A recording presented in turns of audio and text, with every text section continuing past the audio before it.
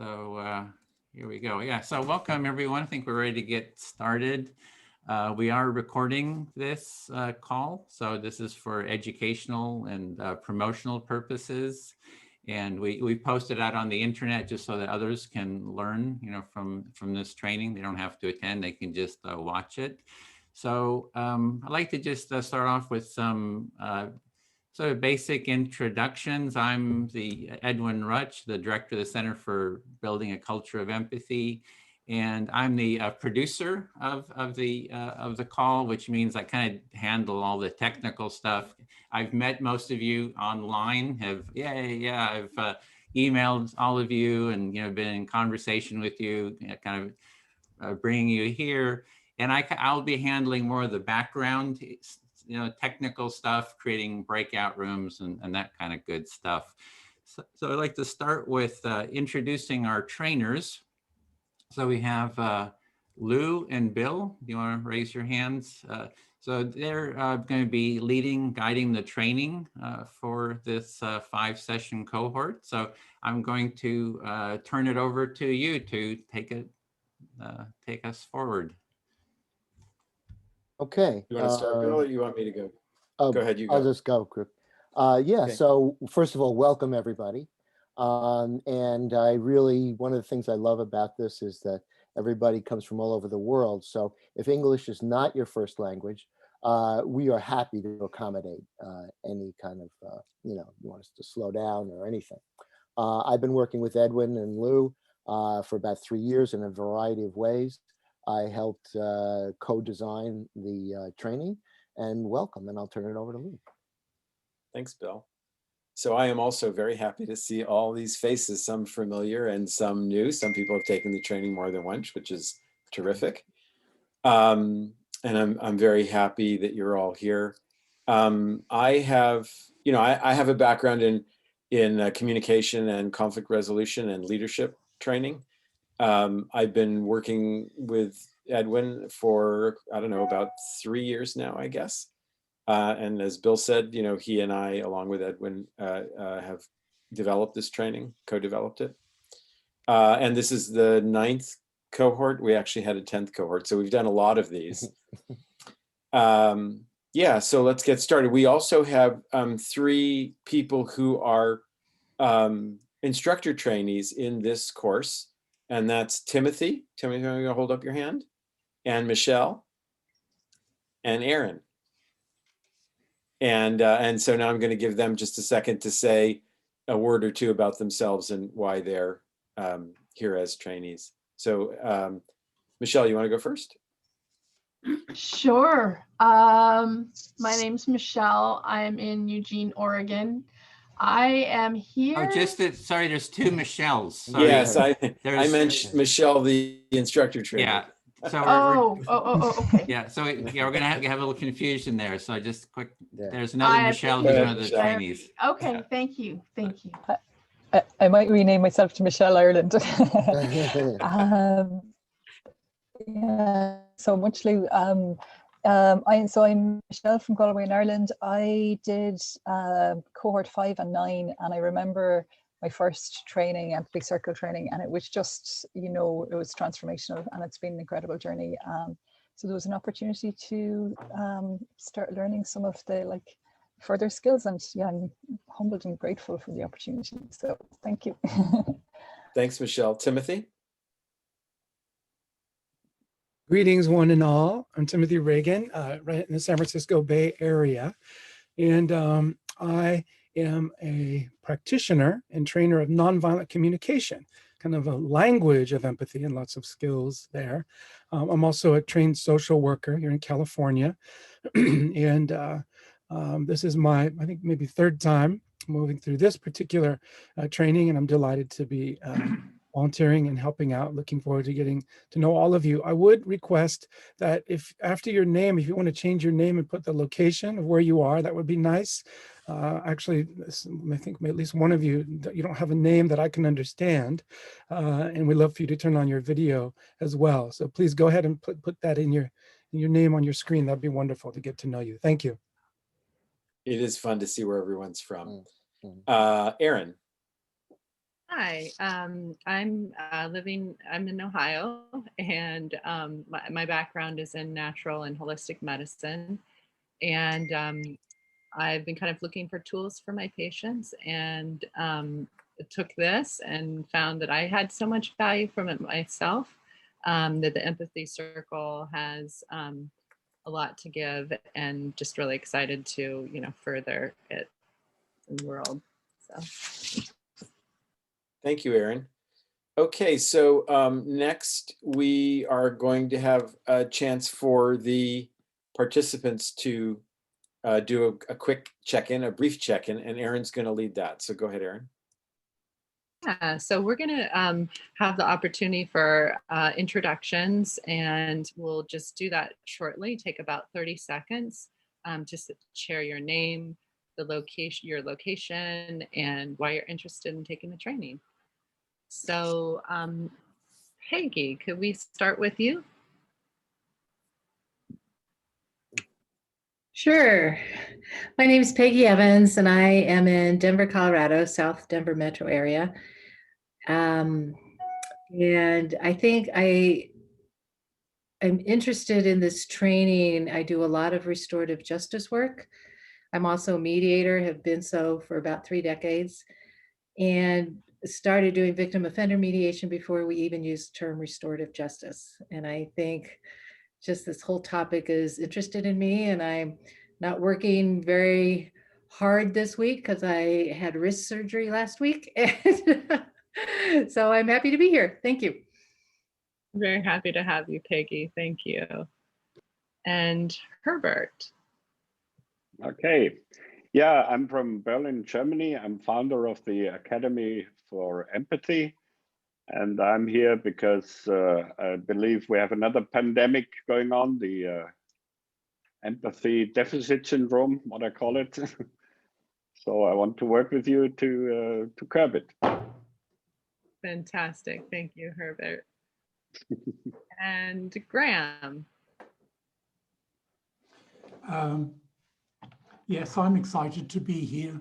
I was also on the cohort 8, and for me, empathy is a vital ingredient.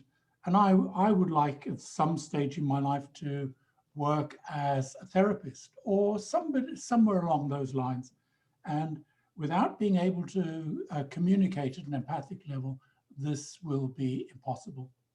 And the other reason why I'm excited is because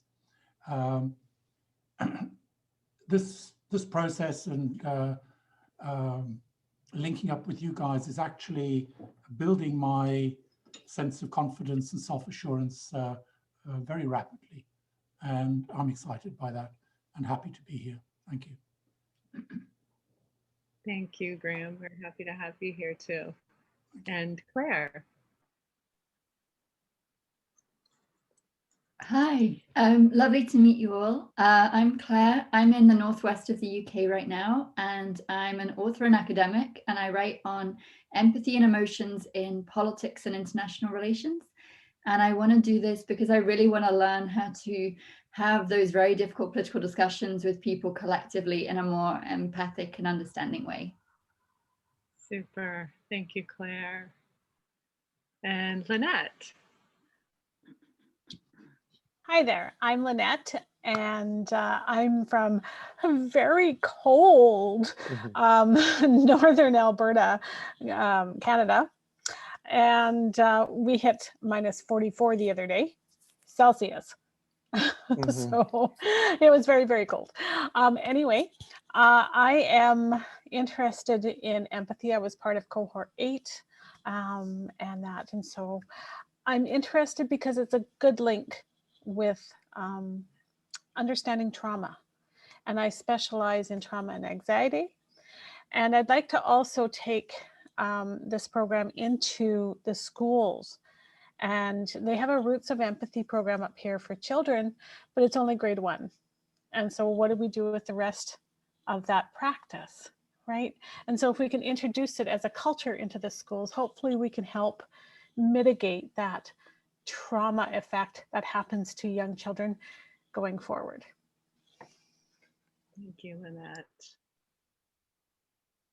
And Elsa. Hi everyone, I'm Elsa De Silva from Mumbai, India.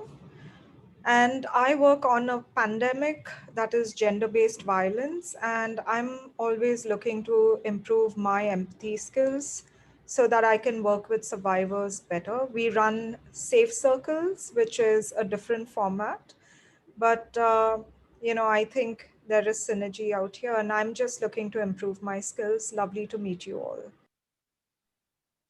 Thank you, Elsa. And Linda. Hi. Hi. My name's Linda. I'm from Cymru, or Wales, as some people might know it, in the United Kingdom. I'm very interested in the whole area of empathic listening and offering that as an opportunity for people to connect. I think moving through the pandemic and into a new way of being with each other, we are going to, it seems that this is a really important thing to be doing. I'm also a member of Extinction Rebellion in Wales, and it's an opportunity for those of us who are really concerned about the climate crisis to have some understanding conversations with one another and other people who are looking at the movement because they are also concerned. So it's good to be here. Thanks. Thank you. Good to have you, Linda. And Rasha. Hi, I'm Rasha. I'm from India, and this is the second time I'm coming to a cohort of the Empathy Circles. I loved it the first time, and which is why I've come a second time. I have an organization in India. It's called the Empathy University, as part of which we provide workshops, certification programs, webinars, and a lot of things in India and the Middle East primarily. So it's very connected to the work I do. And so that's why I'm here, just to master empathy circles. Thank you. It's lovely to meet all of you, and I hope to see you all again a lot soon. Thank you, Rasha. Heather. Hello, I'm Heather Hiscox from Tucson, Arizona. And Lynette, I wish I could send you our beautiful sunshine. It's like 75 and gorgeous right now. I teach nonprofits, local governments, and philanthropic foundations how to use new skills to solve social problems. So a huge piece of that work in co-creating really effective, sustainable solutions is empathy and connecting and listening and testing. And so I want to grow and expand and stretch my own muscle and be better equipped to teach others how to be more empathetic when they do this work. Thank you. Sylvia. Hi, I'm Sylvia. I'm from Munich, Germany.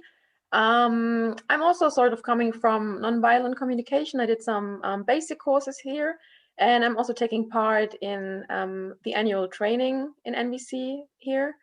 And yeah, I'm so looking forward to hosting my own empathy circles because I think it's such a good thing. The world needs more empathy, and it results in happier people that in turn result in more happier people. Yeah, and also I just enjoy it. I love the atmosphere. Yeah. Thank you. Thanks, Sylvia. Renee.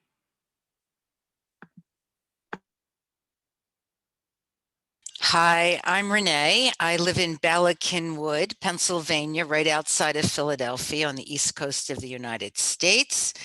I have just a very strong interest in empathy. I've been teaching nonviolent communication principles with women inmates in a federal detention center for the last 2 years up until COVID. So not since last March, sadly.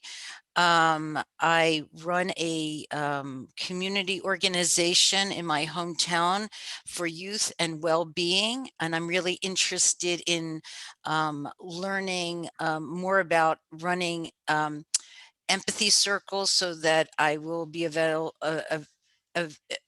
eventually be able to set up empathy trainings for students to do peer empathy circles locally in our community.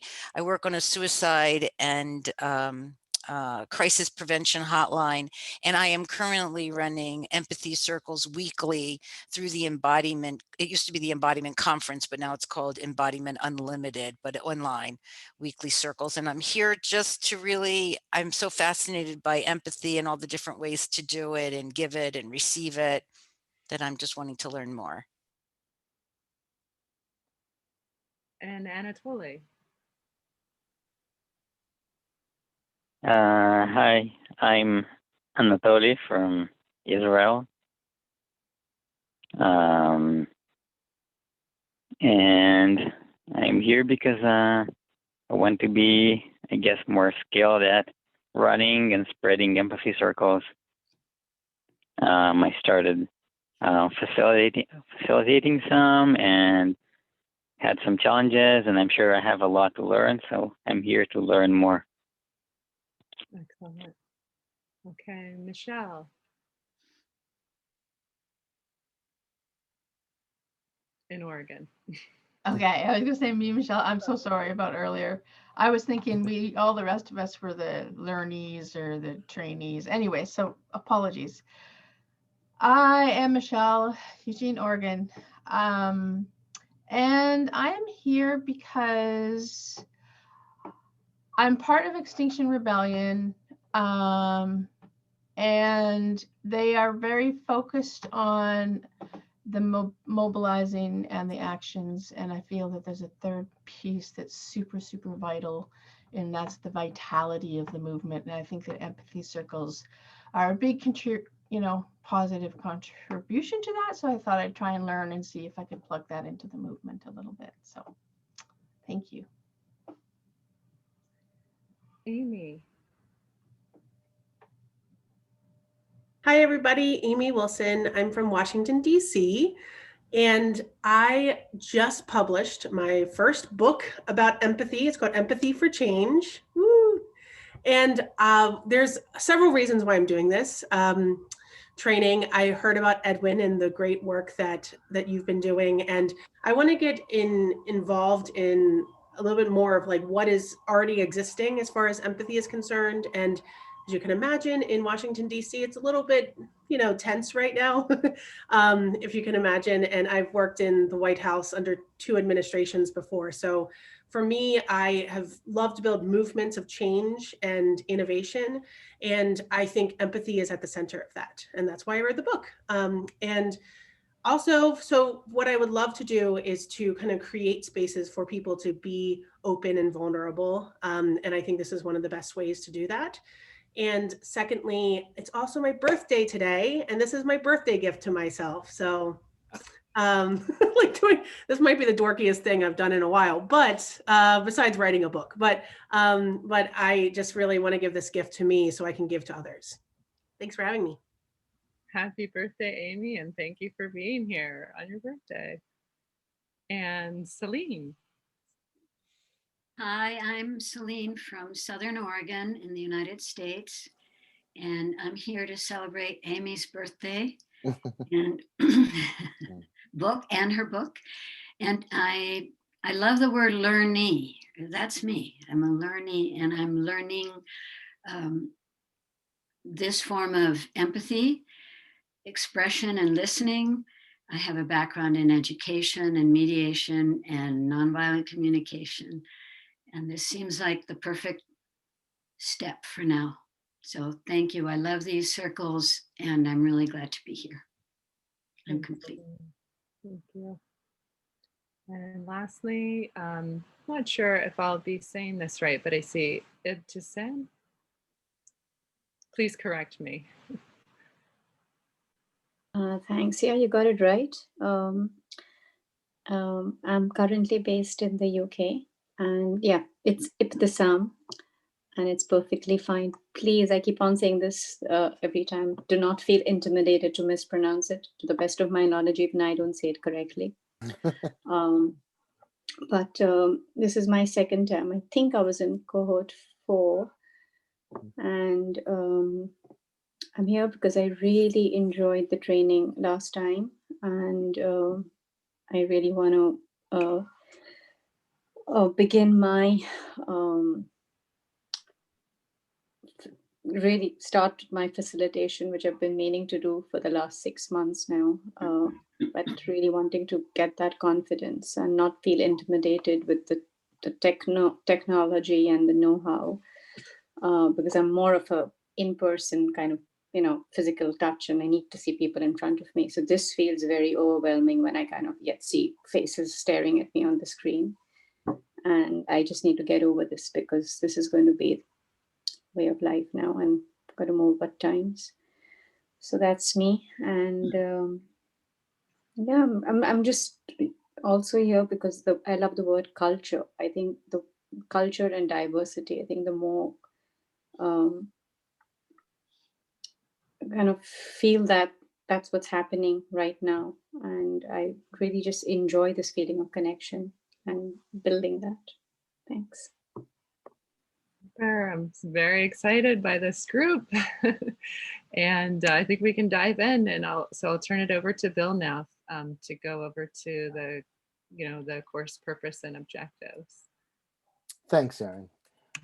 So the purpose of this training in the Empathy Circle practice is to help create a culture of empathy. And so on the feedback forms, when you judge us, you can judge us by these criteria. We hope that you understand and become familiar with the goals, values, and core structure of the Empathy Circle so that you can guide others through the experience. And additionally, we hope to deepen your experience of being in an empathy circle. We believe the empathy circle is a dynamic experience of empathy, as changeable, as constant as the ocean. There are processes at work in us during this time that transcend whatever topic we might be talking about, and we hope to give you the space to experience empathy on your own terms, and of course to give that to others. We want to help you to become aware of your strengths and weaknesses as a facilitator, and to learn to respond to typical challenges that can arise in an empathy circle. And finally, we hope that you leave this training having established strong bonds with each other and continue to support each other with your training and growth towards building a culture of empathy. And so those are the course objectives. In the course arc, there are 5 sessions. And so in the first session, the goal is to review the empathy circle practice, be introduced to some of the core values of a culture of empathy, and to experience the benefits of the practice. The second session will focus on practicing the how-to introductions and begin to facilitate an empathy circle breakout room. In the third session, we'll demonstrate the how-to again, and we'll present more challenging circle situations if you feel ready for it. And then in the fourth session, we'll get more time to facilitate and discuss challenges that might arise.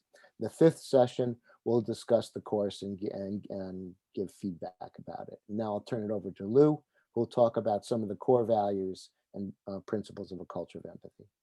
Thanks, Bill. Yeah, so culture of empathy, what does that mean? Building a culture of empathy, Edwin says that many, many times. Our purpose is to build a culture of empathy. And the reason we want to spend a little time focusing on this is because the empathy circle practice is a practice, and it has certain structures. It has kind of rules, or the way that the circle works.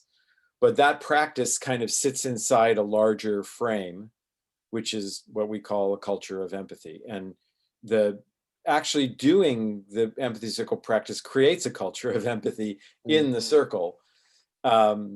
And so as a way of supporting you as empathy circle facilitators, in terms of being able to explain, to people who have questions about the empathy circle or challenges that arise, well, why do we do things this way? why is the circle structured the way that it is? And one of the answers is, well, to create a culture of empathy in the circle. And so what do we mean by a culture of empathy? And I've pasted in the chat some values, and these are just a few. So this is not an exhaustive list or a complete definition of a culture of empathy. That the question of what is a culture of empathy and what are the values of it is an ongoing inquiry that Bill and I and Edwin and others are involved in. And at this stage, at this moment, these are some of the things that we know are important, so we're including them. But this is not meant to be, it's not exhaustive. So empathy, of course, so if you look in the chat, empathy, of course, would have to be part of a culture of empathy. And what do we mean by empathy? We mean this experience of trying to be present to what's going on in another person. And we're taking our definition of empathy primarily from, I was going to say Piaget, but that's not right. Who is it, Edwin? Carl Rogers. Thank you. His name suddenly went out of my mind. So Carl Rogers. Yeah, sensing into another person. And you can also do self-empathy, which means, you know, sensing into yourself, looking inside what's going on inside me right now. Another aspect of it is mutuality. So that we are present to each other. So empathy by itself is not necessarily mutual. You can be empathic to another person and never get empathy back from them. But one of the key aspects of a culture of empathy and the empathy circle itself is that there is mutuality. We take turns, we listen to each other, everyone participates in speaking and listening, and that mutuality creates mutual understanding and connection. Yeah, okay, I think that's all I want to say about mutuality. Then openness, so that's another important value. And openness just means a willingness to be open about myself, explain things about myself, tell about my experience, and to be open to the experience of others. And then care, which is seeing the humanity in every person. And I guess you could say this is part of openness. So, and caring for them. And that means listening with care, speaking with care, acting with care, or at least attempting to do that. Sometimes people have strong feelings and they're expressing them, and some people would think, well, you're not doing that in a very caring way. And certainly that happens. But there is a value of care, which is at least having an attempt to do that, to express oneself with care and to listen with care. So those are some of the values of a culture of empathy. And the focus of today's Empathy Circle is going to be on this, the values of a culture of empathy, and how do your personal values fit with that. And so I think, am I handing it to you, Edwin? Yeah, we just wanted to talk about each of us has our own personal values, and we wanted to see how do your values relate to empathy and a culture of empathy. And let me see here. I'm going to actually do a screen share to share what values we came up with. So this was our group. Each of you put in 3 of your most important values. So we see here we have empathy. The reason it's really big is because I added it kind of extra times. So kind of stacked the deck just so that we would have that as sort of the central organizing value to look at. So, you know, how does the question is, how does open-mindedness relate to empathy? How does trust relate to it? How does bias towards action? How does inclusion? So these are all your values, and how do you see them relating to empathy? And that's what we're going to be discussing in our breakout Empathy Circle. And I think, Lou, it was back to you to kind of share your, how you saw connection, I believe, your value of connection relate to empathy. Yeah, so an example of what Edwin is describing is, how do my personal values relate to a culture of empathy? So one of the things that's important to me is connection. And yeah, and so certainly being empathic to another person listening to them and trying to understand them and having them understand me, that certainly creates connection for me. So that's an example of how a personal value might relate to a culture of empathy or empathy circle practice. Okay, I think and we I want think to get to how to. I have it here. Sorry, Lou. yeah, and I think who is doing the how to? That was Timothy. Timothy. Okay, so Timothy, handing it off to you. Okay, so we just wanted to remind you in a few words about how to actually conduct an empathy circle. What actually happens in an empathy circle? And, just wanted to share that to remind us all. And then don't worry, we'll be in small groups and one of us trainers will be facilitating and demonstrating this again. But basically, an empathy circle is an accessible and simple process that's designed to welcome all people with the intention of speaking honestly, listening, understanding each other, and then making sure that the speaker in any one moment is understood to their satisfaction. We do that by reflecting what that person has said, taking a guess. Did I get that right? And so this process involves some time and some space, mutual attention, honesty and listening, and then a basic agreement to play any one of 4 roles. The first role is the facilitator, guiding the process, keeping time. Second role is a speaker, a chance to be honest, usually for around 5 minutes. And that speaker gets a chance to be listened to by a listener. That speaker chooses one person in the circle to listen to them. And the role of the listener is to quiet one's mind, bring one's attention to the speaker and seek understanding, and then reflect back in just natural language what me as a listener is hearing a speaker express until that speaker says, yes, thank you, you got it. I feel heard. Thank you, that feels good. So we've got a speaker and designated listener chosen by the speaker. Everybody else in this circle plays the role of a silent listener, also practicing empathy and understanding silently, bearing witness to the exchange in front. So once again, 4 roles: a facilitator to support and guide the process, an active speaker, a listener to that speaker, and then silent listeners. And the agreement is over an hour and a half, sometimes 2 hours, everyone gets a chance to speak and be heard to their satisfaction. And the process moves around the circle, including everybody in each role.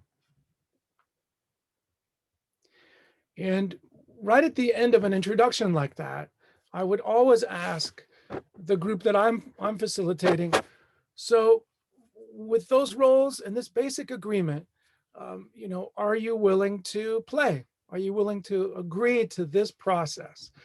Once folks agree, we go ahead and dive in, and the facilitator helps guide and support that process happening. Facilitator also gets to participate, though. Everybody gets to have a chance to be heard to their satisfaction, as well as to speak. So that's a quick overview of the basic empathy circle process. Other trainers, would you add anything to that, just as a reminder? Well, I would just say that, everyone does the introduction a little differently. And one of the things that you will need to do as a facilitator when you begin holding circles is to introduce people to the circle.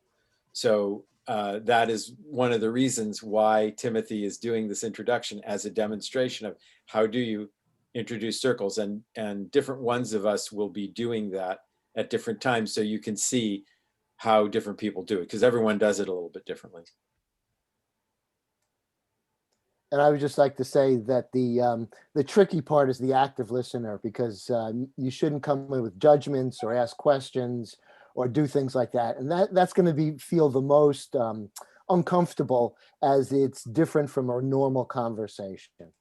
And so, so that's just a little bit of a learning curve. It's not too steep, though. That's it. Thanks, Tim. Thanks, Timothy. We're pass it on to Michelle. Michelle Ireland. You're just going to introduce the breakout room description. Yeah, thanks, Edwin. Yes, so we're going to go into the breakout rooms now, and we'll take part in an empathy circle. And yeah, our topic is going to be like, if you choose one of your values and if you consider like, how does that value relate to empathy or like to a culture of empathy? So we're going to have about just under an hour and a half, so to the top of the hour. And then, yeah, we'll come back for a debrief then. Okay, and I just posted the question there, and it's again, that's the topic or whatever is alive for you. So you can always, in the circle, always talk about whatever is alive for you. We have 5 circles. The one with Lou will stay here in this main room. Just letting you know, Bill, there'll be 5 people in your group, and the other ones will have 4. So I think we're ready to go into the breakout rooms, and I'll give a 10-minute warning before the before we end, just to let you know that will be ending at the top of the hour. So that's, like you were saying, an hour and 20 minutes. Anything else before we go? Are we good? Okay, here we go into your breakout rooms.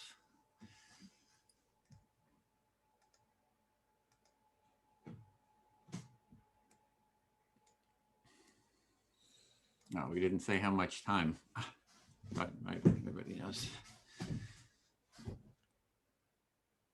I'll be in your group with you, Lou. Okay.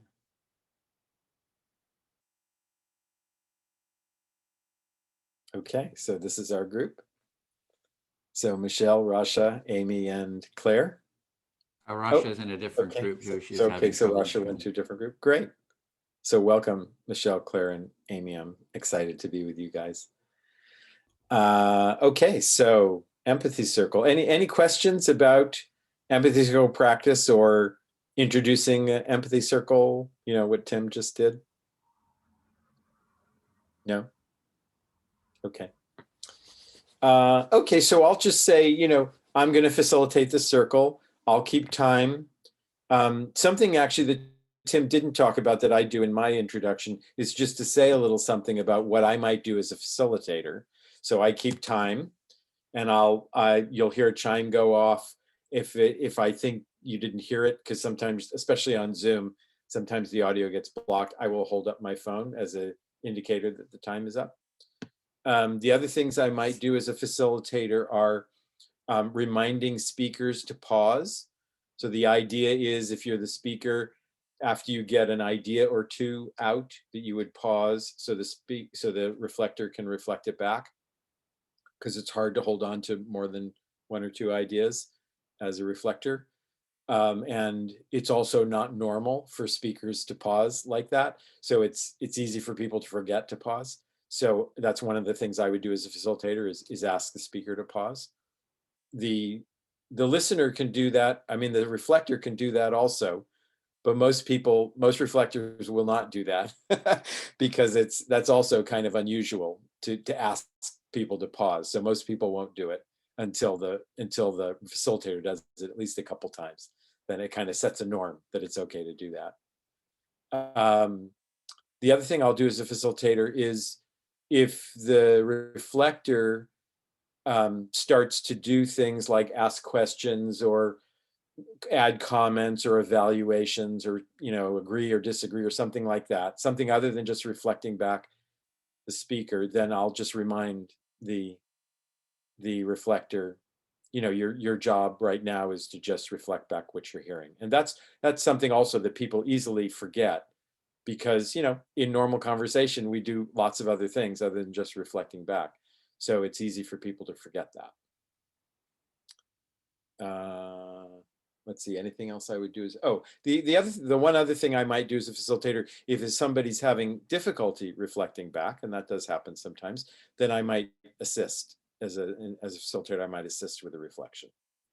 So what I find as a facilitator is that if I say a little something about things that I might do, like I just described, that prepares people. So if I do it, it's not shocking to them. And it also makes me more comfortable doing those things because I've said, well, I might do these things. And so it gives me more confidence in doing it. Okay.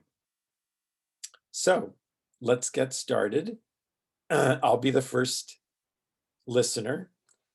And we'll take 4-minute turns. I'm going to do 4-minute turns because our time is a little short. And the topic is how do your values or some values, a value or more than one value that are important to you, how do they relate to a culture of empathy or the empathy circle practice? And of course, one of the rules of the circle is when it's your turn to speak, you can speak about whatever you want, and you should speak about what's important to you in the moment. That's what keeps the circle alive. So we have a topic, but you're free to speak about whatever you want. So who would like to go first?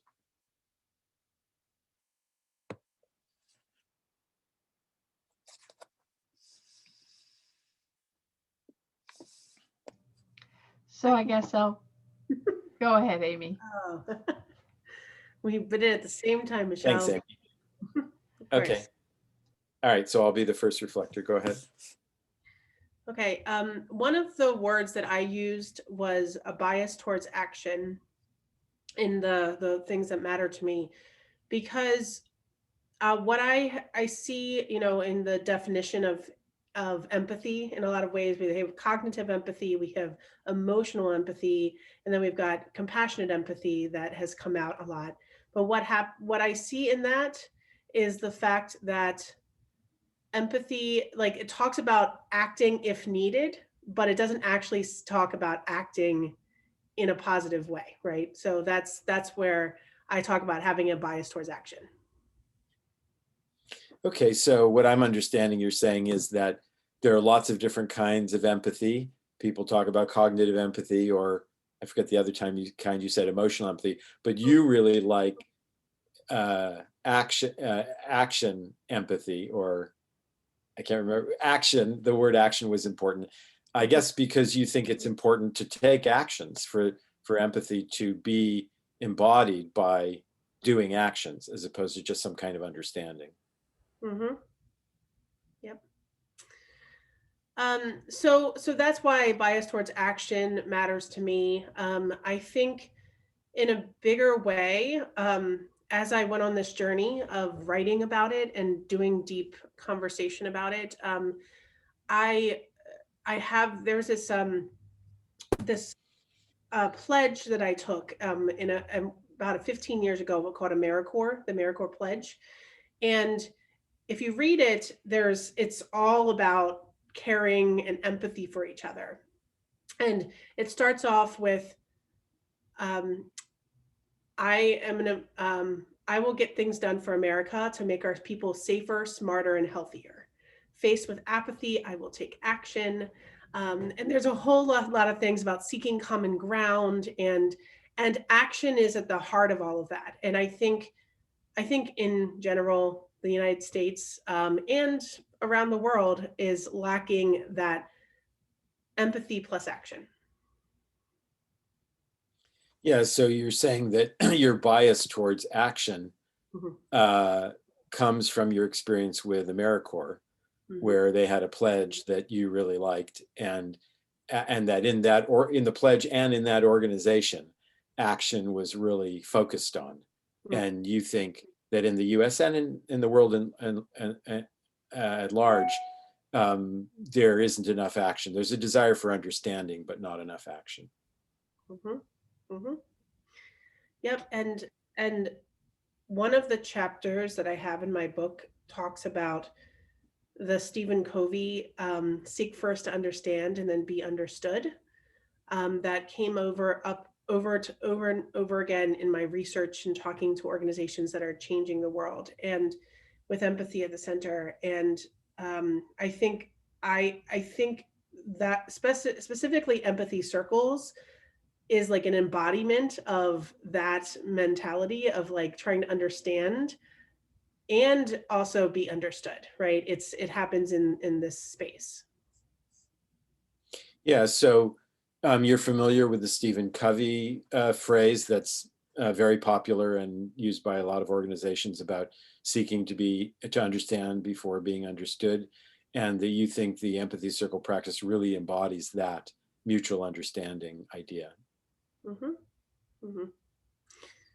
Yeah, and so of course I have empathy is the second word that I used, and I think, ooh, it's time. So That's okay. Go ahead and finish up. Oh yeah, I can't remember the third one. I wrote it a couple of days ago. So obviously empathy plus action. I guess I'll just close with, I have this equation when I talk about innovation. Innovation actually means positive change in the world. So I have this equation called positive change equals empathy plus action. So that's the heart of the it's very simple, but it's not done right most of the time. Yeah, so for you, innovation means empathy plus action. That's what creates innovation and creates change. And you feel very strongly about that. You really believe in that. Yep. I feel fully heard. Thank you. Okay, thanks. Great. Okay, so I will go to Claire. Is that all right with you, Claire? Yes, of course. Okay, great. Thanks. All right. Oops, let me get my timer going here. Okay. So I'm very moved by what Amy said and excited by it. And it reminds me actually that I learned from Mickey Cashton, who's one of my NVC teachers, about empathic action. So this was a recognition on her part. It was the first time I actually heard someone say this, that empathy can be an action, that's a way in which you can show empathy, is by taking an action that you think is empathic to what the person is experiencing. So what I understand from what you said is that the words and the ideas that Amy put forward really resonated with you, and they spoke to your experience as well with Mickey Cashton. Is that correct? Which is about this idea of empathy as an action and about putting your understanding into effect in different ways. Yeah, thanks.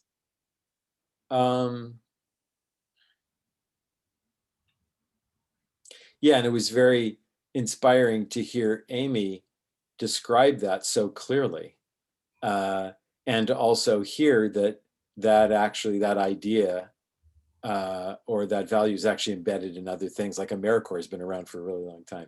So I always find it inspiring when I learn that things that I feel strongly about and that some people think are like new, like this is a new thing, nobody's thought of this before. You know, if you look, it's been around for a while and it's embedded in things that have been around for a while.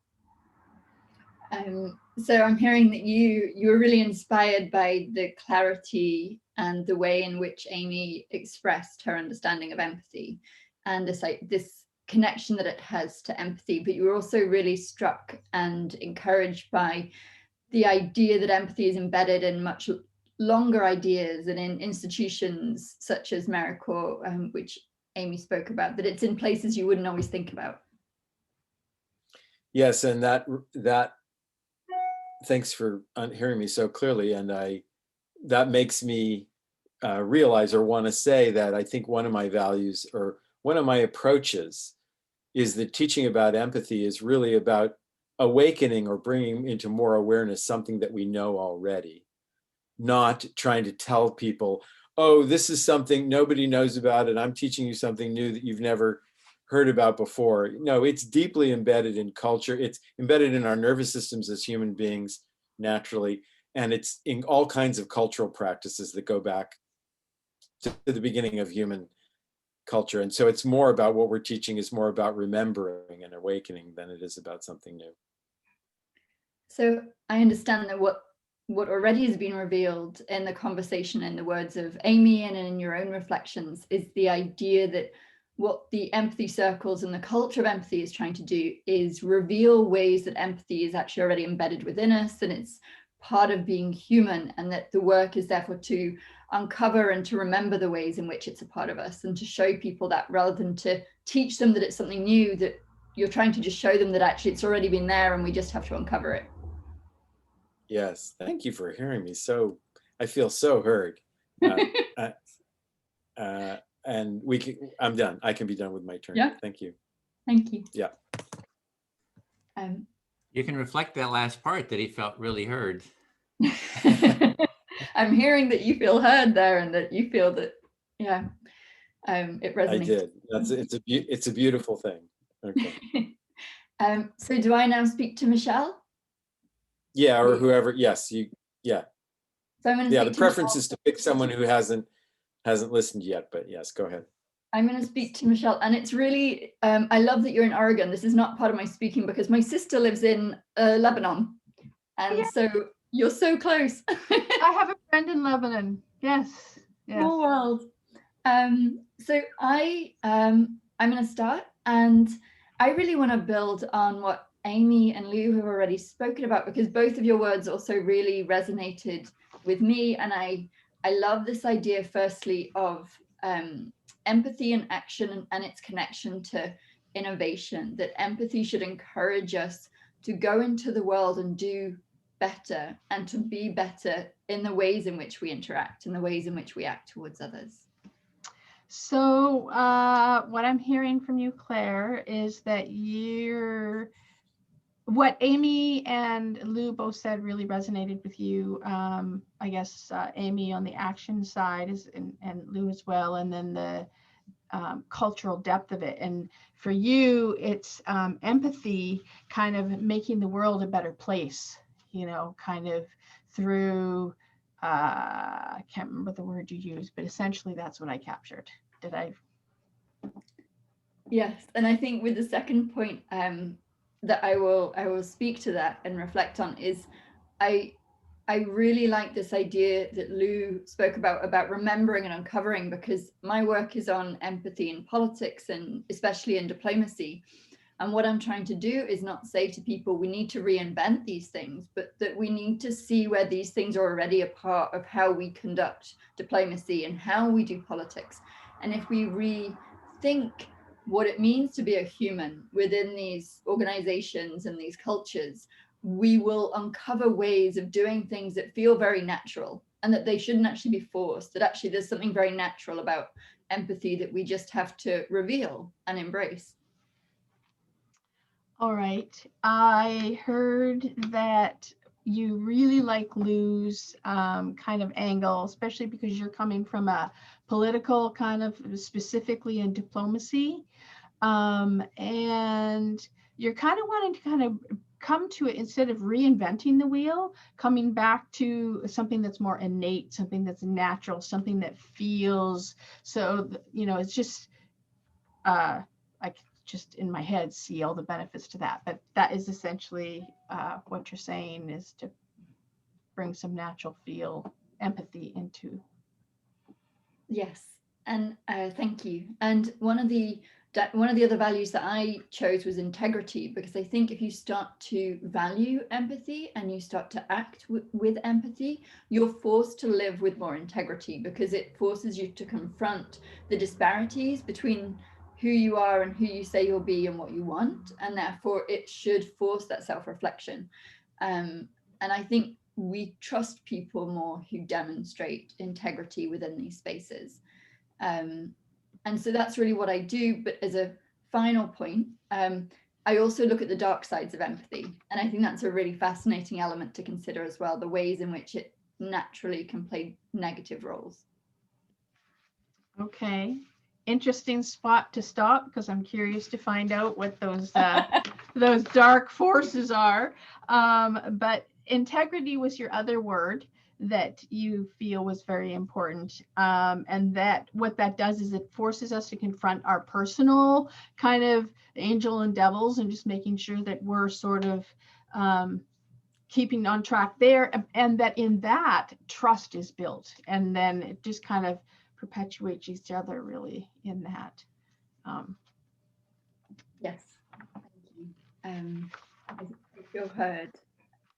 Dark side, do we have a minute for that? What'd you say, Michelle? The dark side, does she have a minute? Well, I can catch Oh. up with you later on that, but I'm really curious. Yeah, so Michelle, when it's your turn to speak, which it is now, you can say anything you want or ask any questions you want. They don't get answered necessarily by the person, but yeah, anything that's alive in you, you certainly can talk about that. Yeah. So it's your turn. Okay.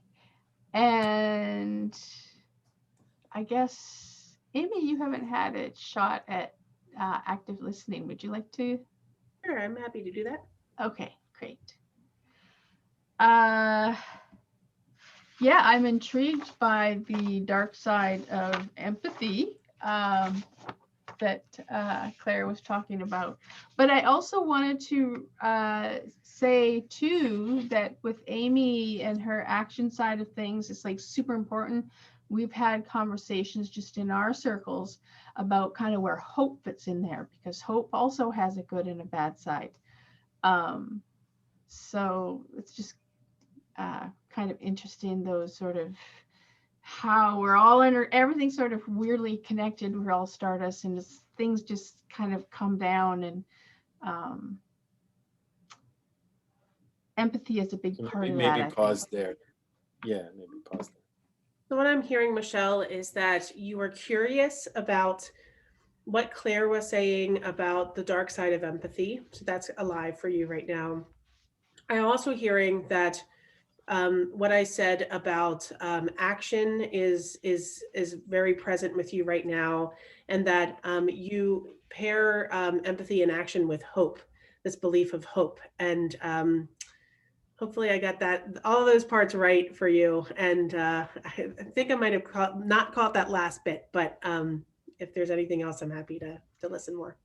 That's pretty much it.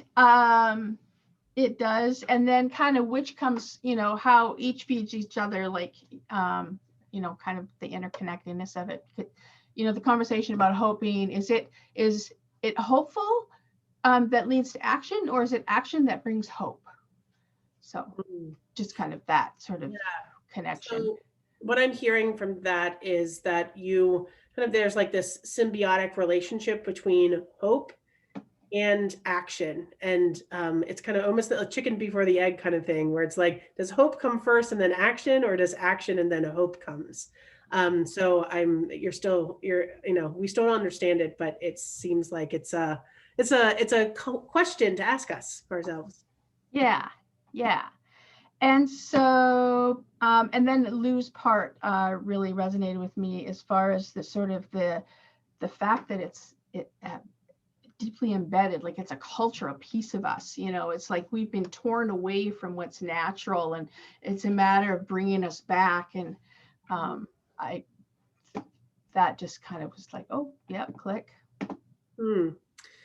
Yeah, what I'm hearing is that what Lou also said is resonating with you as well. It's almost like a homecoming.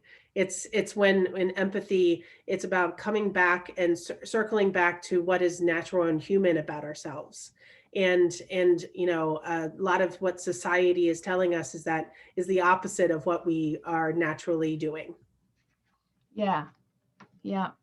And so I think that kind of pulls into my I can't even remember what my third thing was. There's just a number of them really, but honesty, and the other one was community.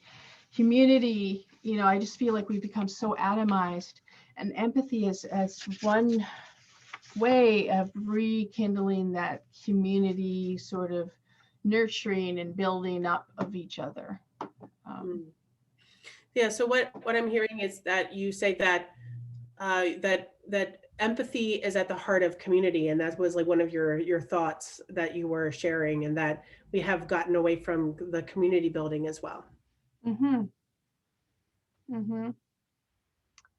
I think I feel fully heard.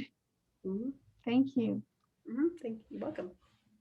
So Edwin, do you want to be in the rotation, the speaking rotation? Yeah, I'm part of it. Okay, great. Okay, I guess is it my turn to pick somebody, right? It is. Oh, Edwin, since you're coming into this circle, I'll have you listen to me. Okay. All right. All right.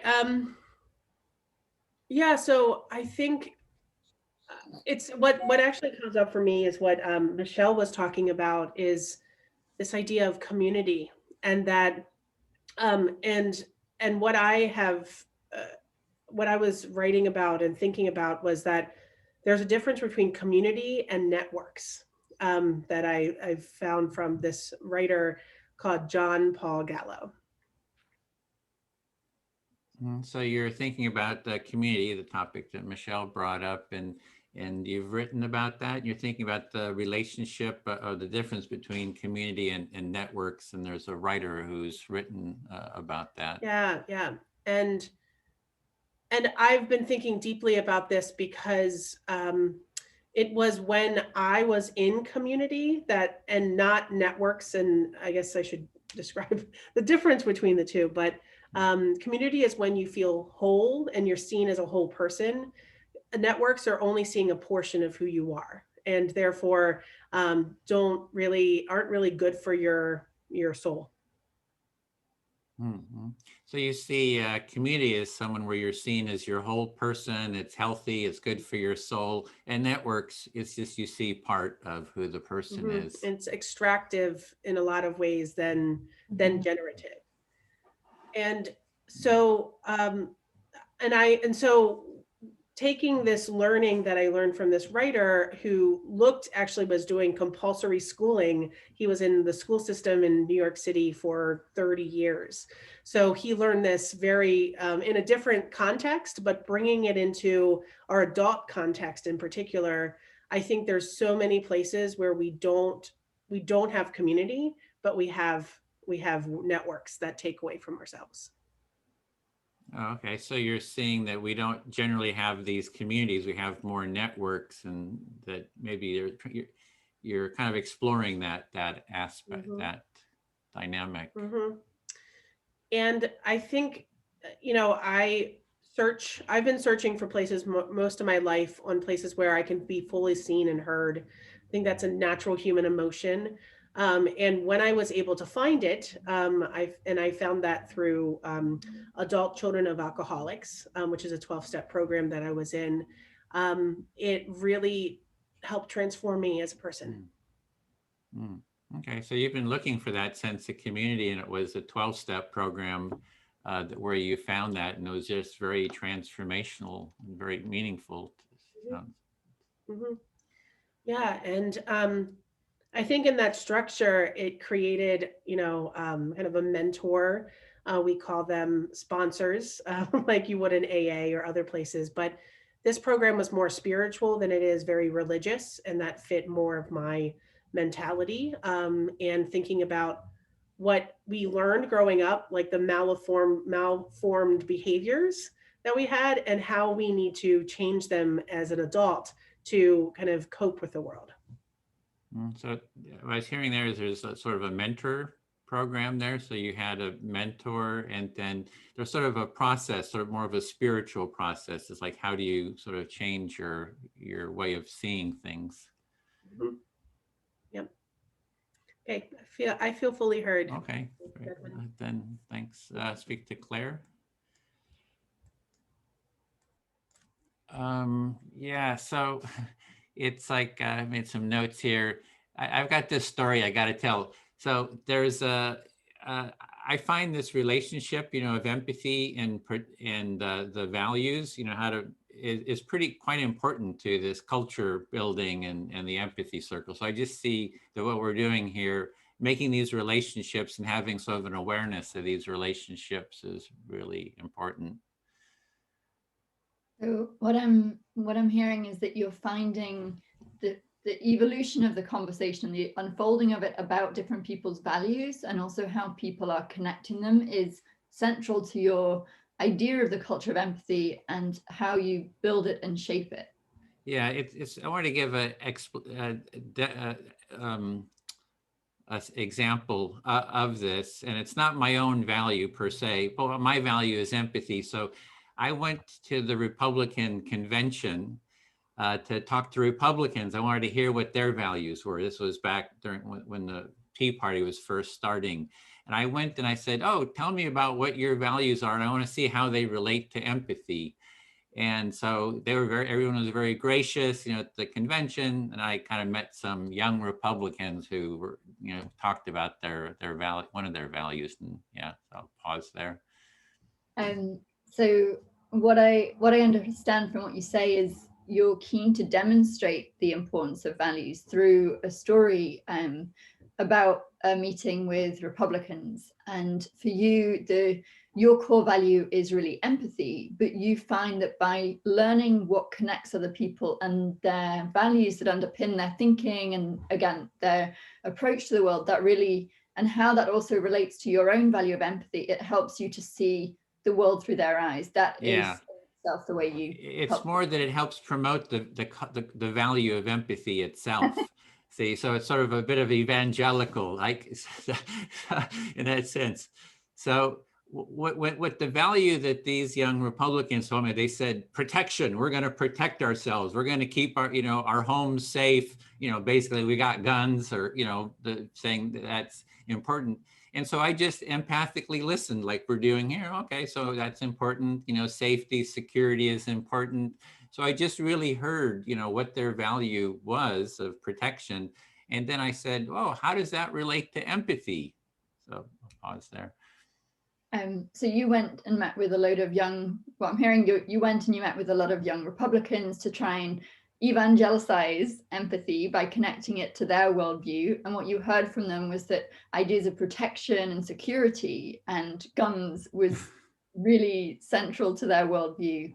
Yeah, and then I said, oh, so what I hear is that you want to keep yourself safe from people who don't have empathy, because if people have empathy, they're going to be sensitive to your experience, they're going to want your well-being, they're not going to rob your house.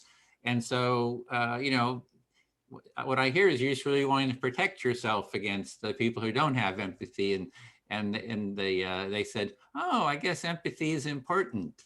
So at that point, it was like, yeah, so what can we do together to create more empathy in the world? Because then you'll have more safety and protection and security. So that's sort of being able to make those connections, I think really helps to sort of promote empathy. So I understand that you find promoting empathy is really helped by finding connections between your own work and the worldview of others, and especially by turning this idea that the Republicans had about safety and protection into a safety and protection from those who lack empathy. You found you could find common ground with them, and that they started to see things in a different way. Yeah, and then we're on the same, exactly. We're on the same page and we're working on the same project to create more empathy in the world. So that's one of the reasons we have this as a topic here. So the other thing was, my time's up. I feel fully heard. Do you want me to repeat? The last part, sure. So this is partly what you're trying to do by posing this question about the values, is really to get people to see that this is how people build connection, and arguably, to connect to Amy's point, to build community. I am going to speak to Lou. Okay. Is that okay? Yeah, I'd love to. So I really want to return to this idea of community and networks, because it really spoke to my experience as well. And I worked in politics for 7 years professionally, but I've stayed involved in it for kind of 15 years. And in that context, you're often networking and you meet people and you have the face, you do your not your sales pitch, but you're your professional self. And what I found, and this is what really resonated, and it connects to the idea of integrity too, when you stop having to perform, you build much more genuine connections, even in that political space. Yeah, so you're saying that you really resonated with what Amy was saying about the difference between community and networks, and that you had a lot of experience working in politics and for a long time, and that you did a lot of networking and a lot of presenting your professional self, and became very aware that there's a difference between just presenting that part of yourself, your professional self, and your whole self, and that when you do have a chance to stop performing and just really be with someone else, that's much more connecting and much more satisfying. Yes, exactly. And I found the networking quite insincere. It didn't sit comfortably with me. But you find you need to hide certain sides of yourself. So you hide your background, or you hide certain things that you love because you think it's too geeky and no one will connect with it. But when you start to find a community of like-minded people, and like Edwin also said, when you're trying to find what it is that people value that you can relate to and connect with, you build much richer and more authentic connections, even with people who have a very different views to yourself. Yeah, so you're saying, just in more kind of giving more detail to the idea that when you are just networking with people, meaning that you're connecting with them for some utilitarian kind of purpose, that you really limit what you show to them. You show to them what's needed for that interaction, and you might hide parts of yourself because it wouldn't add to that and it might detract from it or something, and you're very limited in what you show to them. And that when you find groups or people where you really share their values and you really share your whole self, that is just so much more fulfilling and more connecting and more of a community. Exactly. Thank you. And to speak to the dark side of empathy, because I kind of teased it earlier and didn't expand on it, I think there's also this possibility that people use these forms of connection and community to exclude others, and they use empathy and understanding with people's concerns. And this is in the work of people like Paul Bloom at Yale, that if you build connections at the expense of others, then empathy can be used detrimentally. And I think there's a question to be raised about whether that really is empathy, but often it involves many of the same processes that are involved within empathic understanding. Yeah, so you're explaining what you meant by the dark side of empathy, and that is empathy when empathy is used to exclude people. So not to include people and bring people in and create connections, but that skill of empathy, of understanding people and their desires, is used to actually exclude some people. That's what you think is the dark side. Yes, thank you. I think I might be up on time as well, but I feel very heard, so. Thanks. Yeah, it just went. Thank you so much. Yeah, you're welcome. Okay, I'll go to Amy. Ready? Thanks. I'm so enjoying this conversation. It's really sweet. Yeah, so I think the topic of the dark side of empathy is an interesting one. And I would agree with what Claire said, which is a piece that I didn't reflect back, that when empathy is misused, what I would call misused, I actually wouldn't call it empathy. Yeah, I'll stop there. So you are saying that you are really enjoying this conversation, and that you wanted to go back to something that Claire had said, where it focuses on the evil side of empathy, or the bad side of empathy, and that you would say that when people use empathy for bad, right, for exploitative purposes, that is not actually empathy. Yeah, and I know there's lots of, academically, there's lots of definitions of empathy, and I'm not particularly into that. But I would say I am aware that, human beings have our nervous systems are designed for empathy. In other words, we have the capacity to sense what's going on in another person. And that ability to sense what's going on in another person can be misused. Like, I can use my sense of understanding you to manipulate you or lie to you in a way that's going to get you to do something or to take advantage of you. And that's what I would call the dark side of empathy.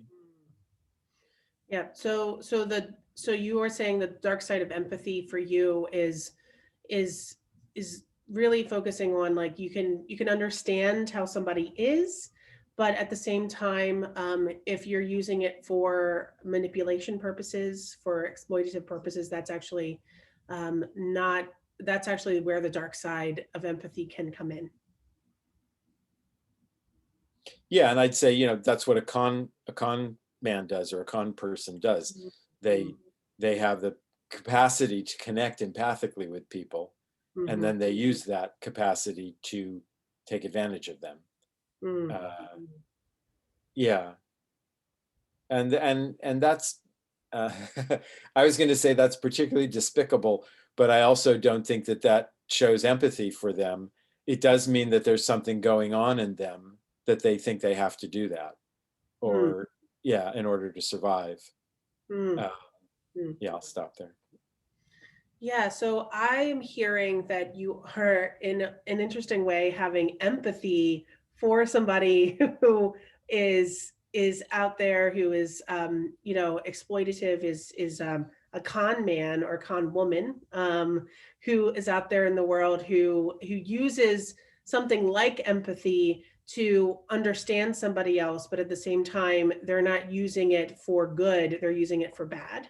And that is, you know, that is definitely the work of the negative side. And I think, again, it's not really empathy the way we define it. Yeah. And it just reminds me that anything can be used as a weapon. Anything can be used as a tool and as a support, or it can be used as a weapon. And it really depends on like what's in your heart and what are you after. And so I think that's an important thing to remember.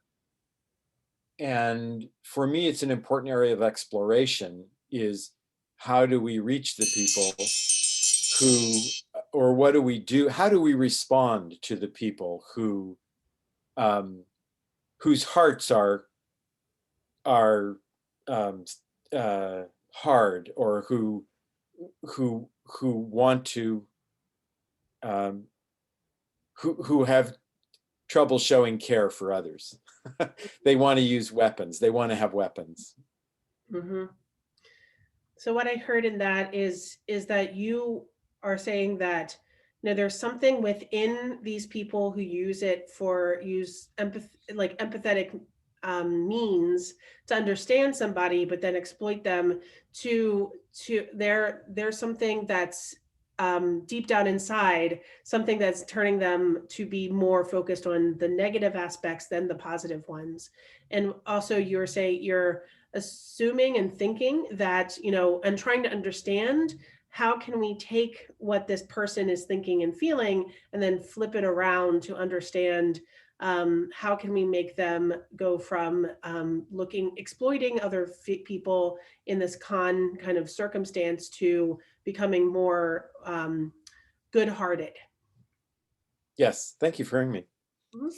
Welcome. All right. So I guess I get to go again, or are we breaking soon? Like, when are we? Okay, are we? Do you want to have a break? Are you asking for a break? I didn't know when we were. I thought we were. I'm fine with. Yeah, no. We have about 40 minutes. Oh, 20 minutes. Okay, got it. All right. Cool. All right. So I'm going to go with Michelle. So you get to listen to me now. All right. Hooray. Gosh.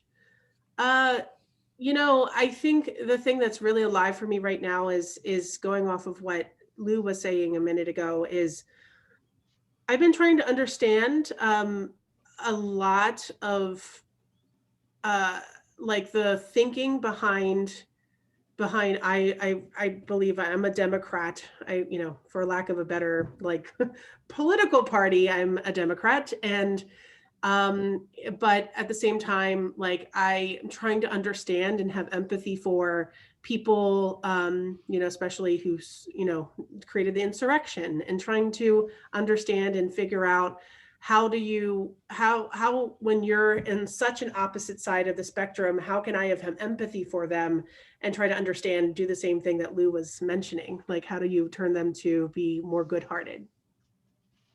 Okay. You resonate a lot with what Lou was kind of saying, and I think there's a lot of thought kind of going on there in this, but I think what I'm capturing is essentially that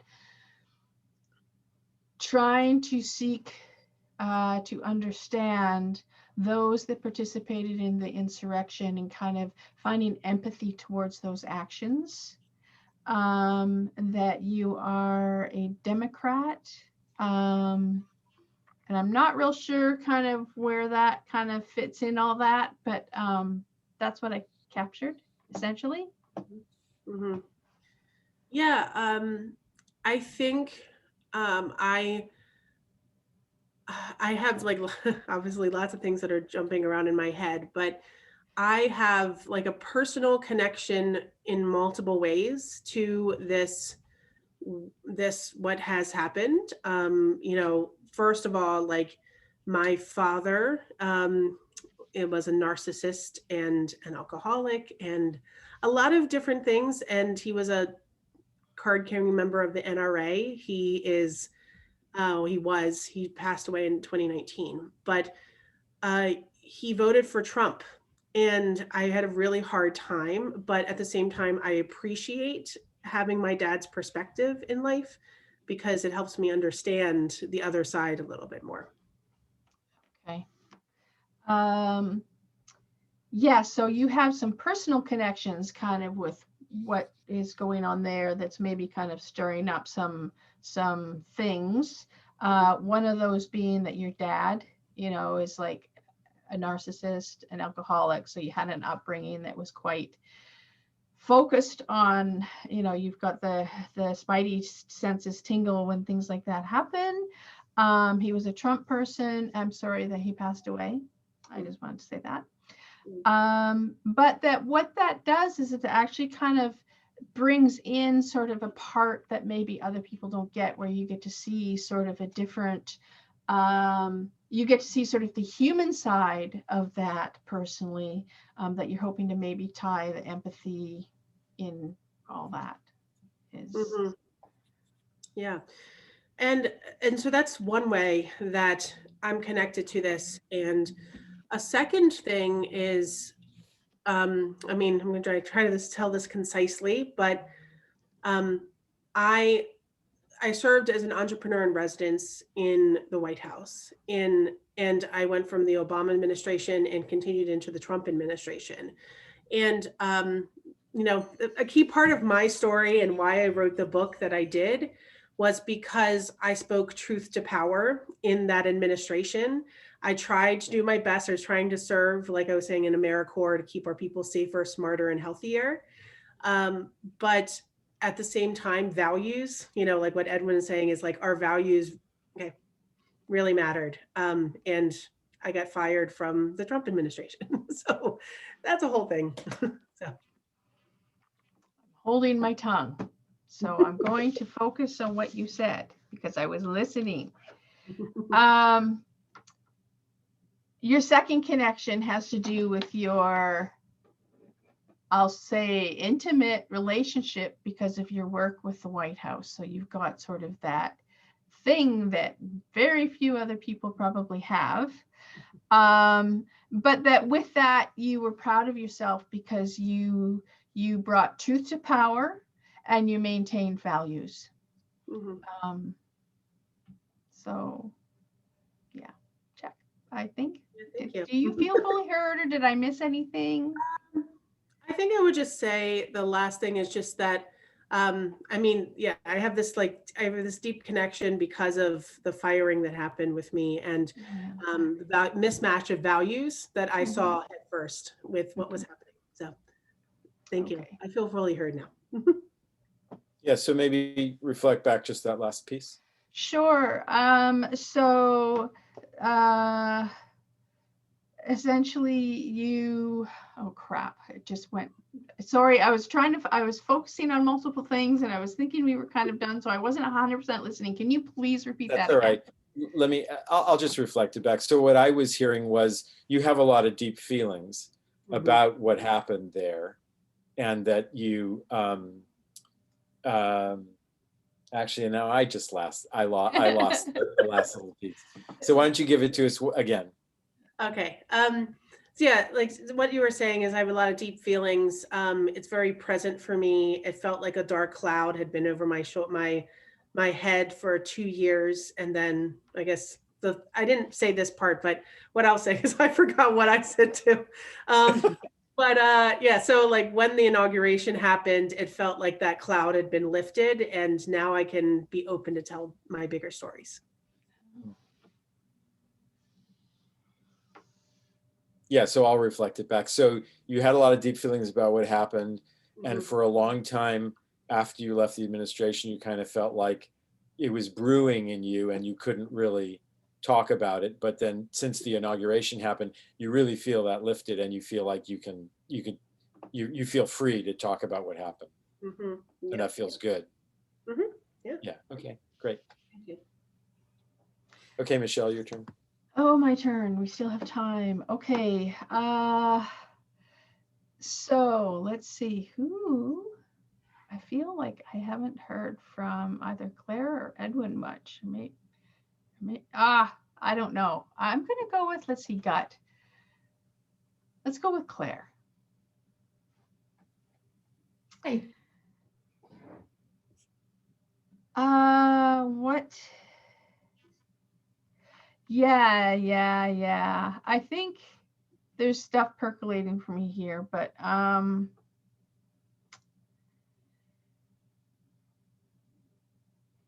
yeah, I'm gonna let's go to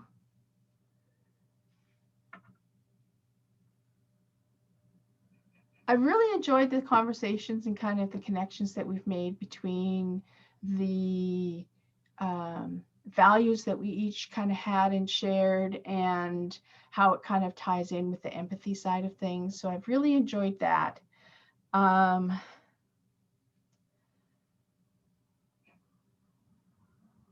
And I'm not really sure what this journey is going to hold for me, but I'm really looking forward to seeing how it looks at the end of the five training sessions. I'll pause there. So what I'm sensing from you is that this conversation has really provoked a lot of thoughts and feelings in you that you're still trying to understand and to be able to interpret yourself, but that you've really enjoyed the process of hearing different people's stories and perspectives and the way in which people have drawn connections between each other. And so you're looking forward to seeing how this unfolds over time and what this means for the 5-week training that we've got. Yeah, exactly. And I think that I am not emotionally connected. Like I've been working through that for a long time. So I'm just kind of getting sort of to the surface my own emotions and kind of learning what those look like and learning to share and learning to be vulnerable about them. So this is kind of I guess part of a process for me internally, as well as just what I think I have to add to my toolbox of skills, not just personally, but in all aspects. So what I hear is that for you, you're also at the moment on this journey of understanding how to listen to and understand your own emotions and what they signal to you and how they help you to navigate the world. And so you're on a process of trying to connect this emotional learning with your own experiences of emotional insight, and that therefore it's quite a complex process, but it's a rewarding but often means you don't have all the answers or all the questions that you're looking to address. Yeah, exactly. And it makes me a little bit, what's the word? Sort of not very confident in, kind of myself in facilitating, if all of these emotions start coming flinging at me and I'm going like, holy shit, so that's I guess that's where I was going with sort of, we'll see how it comes out in the end. And just, you know, I'm going to be doing the facilitating every week, just like homework says. And so we'll see. But yeah, so I'm nervous and excited about this whole thing. So what I am hearing from you is that this process is rewarding and enriching, but it also gives you a lot of discomfort. And the word that I thought of was discombobulated. It's such a British word. And that it leaves you feeling slightly uneasy. And so, you know, it's going to be a process for you to have to navigate. And it leads as well, it kind of raises certain insecurities and anxieties within you. Yeah. And, you know, you really, you know, that trust thing kind of comes around. It's like, you know, the more, that's what's so powerful about empathy too, is that it builds and develops that trust. So it makes that journey highly successful, I guess, or at least successful. So to conclude, as the timer has gone, that because we're all on this journey together and we're going through this process of learning what it means to be empathetic and listen empathetically, it helps to build trust, and that in itself is rewarding and brings with it a more expansive approach to both your own emotions and to others. Mm-hmm. Yeah, I feel fully heard. Thank you. Do we still have time so I can? I think we can do at least one more turn, maybe two. My goal was to start it, would be to stop it maybe a quarter to the hour or 10 to the hour to just reflect and answer questions. So we have time for at least a couple more turns. Okay, so I will speak to Edwin. And I want to actually follow up on what Michelle was speaking about, because one of the core ideas that my research does, and what I'm really encouraging people to do, is that the process of empathy is not comfortable, and that it demands of us that we're all much more in tune with our own emotions, and that we start to see emotions not as irrational or gendered or weakness, but that we see emotions as strength and sources of data and knowledge and connection. So you want to build on what Michelle was talking about feelings. You want to see that, say that feelings aren't irrational. They're a source of information, and fundamentally. And those other parts I forgot. I was a little distracted because some. Sorry. Yeah. I would add to that just that we challenge the assumptions that we make about emotions being gendered and being weak. Oh. Because I think that's actually a really important thing. Yes, you want to challenge the value. Feelings are gendered, and yeah. And you want to challenge that.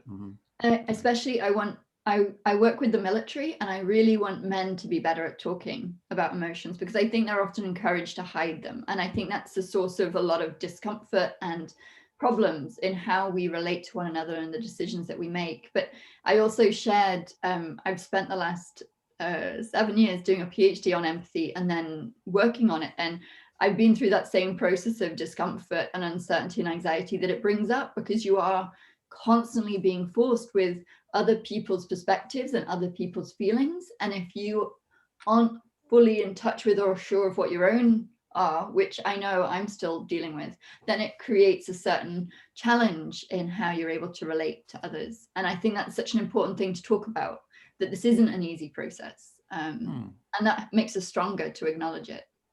So you've been working on this a while with your PhD, and you've been working with these emotions. You see that that's challenging to do that. And you need to be able to talk about that this is challenging, as well as you're working with the military and seeing that men maybe don't express their feelings, emotions, and you're trying to address that as well. And I think the more we are able to frame things around empathy and emotions in the workplace, such as I know Amy's done and you're doing as well, and others with the culture of empathy, and trying to bring it into businesses and bring it into society, it helps us see, going back to Lou's point, how it is in the everyday, how actually these ideas that we're talking about and we're training for now are embedded in our everyday lives. And by revealing that, we discover new sources of richness and wealth within society. Yes, you're wanting to show that empathy is something that we already do, that's sort of a basic capacity, and that by revealing that, it's actually the source of richness and the capacity to, and so you just have to kind of show people that that's the case. Yes, and I think the more we talk about it, the easier it gets, the more we're able to be open about the fact that it's hard. And I think especially when we're dealing in politics, for example, as a few of you have mentioned with, for example, people of opposing views, whether that's Republicans or people who storm the Capitol, by acknowledging that it's not easy to look at the perspective of other people, especially when you really don't agree with them. I think it makes us more humble about how we enter into those dialogues, and that we don't expect to feel compassion immediately or kindness immediately, but that's the process. Yeah, so it helps to just acknowledge that, hey, this is not easy, this is challenging, this is difficult. And if we say that it maybe puts people at ease and that they don't have such great expectations. And so it's good to really be clear, you know, kind of share that it's a challenge. Yes, thank you. I feel completely heard. Okay, great. I'll speak to Lou then. There's a time, 4 minutes. Okay. Yeah, I was still back with the dark side of empathy. So I want to go back and visit that. I personally feel that the empathy is kind of inherently constructive. And so I kind of want to make the case for that, you know, there's even books on the dark side of empathy and all that kind of stuff. So I kind of want to kind of explain why I see empathy as inherently constructive. Yeah, so you would like to return to the topic of dark side of empathy. And for you, empathy is inherently constructive. And you'd like to talk about that a little bit more. Yeah, so I use the analogy of if it's like lungs, right? It's like you have your lungs, and lungs are pretty constructive. It's like you don't have them, you're gonna be in trouble, right? So do we say there's a dark side of having lungs, right? I would say heart, but there's all that metaphor of the heart. So if somebody goes and murders somebody or commits mass murder, we don't say, oh, lungs have a really dark side, right? It's like, hey, lungs are kind of inherently pretty good for, you know, and whatever the negative, you know, stuff, people murdering people or torturing, there's other factors that are causing that. It's not, you know, it's not like the lungs. And I think it ties into kind of how you were describing it too, Lou. Yeah, so you're saying that you think empathy is inherently constructive, like lungs are inherently constructive. You use lungs to breathe and survive.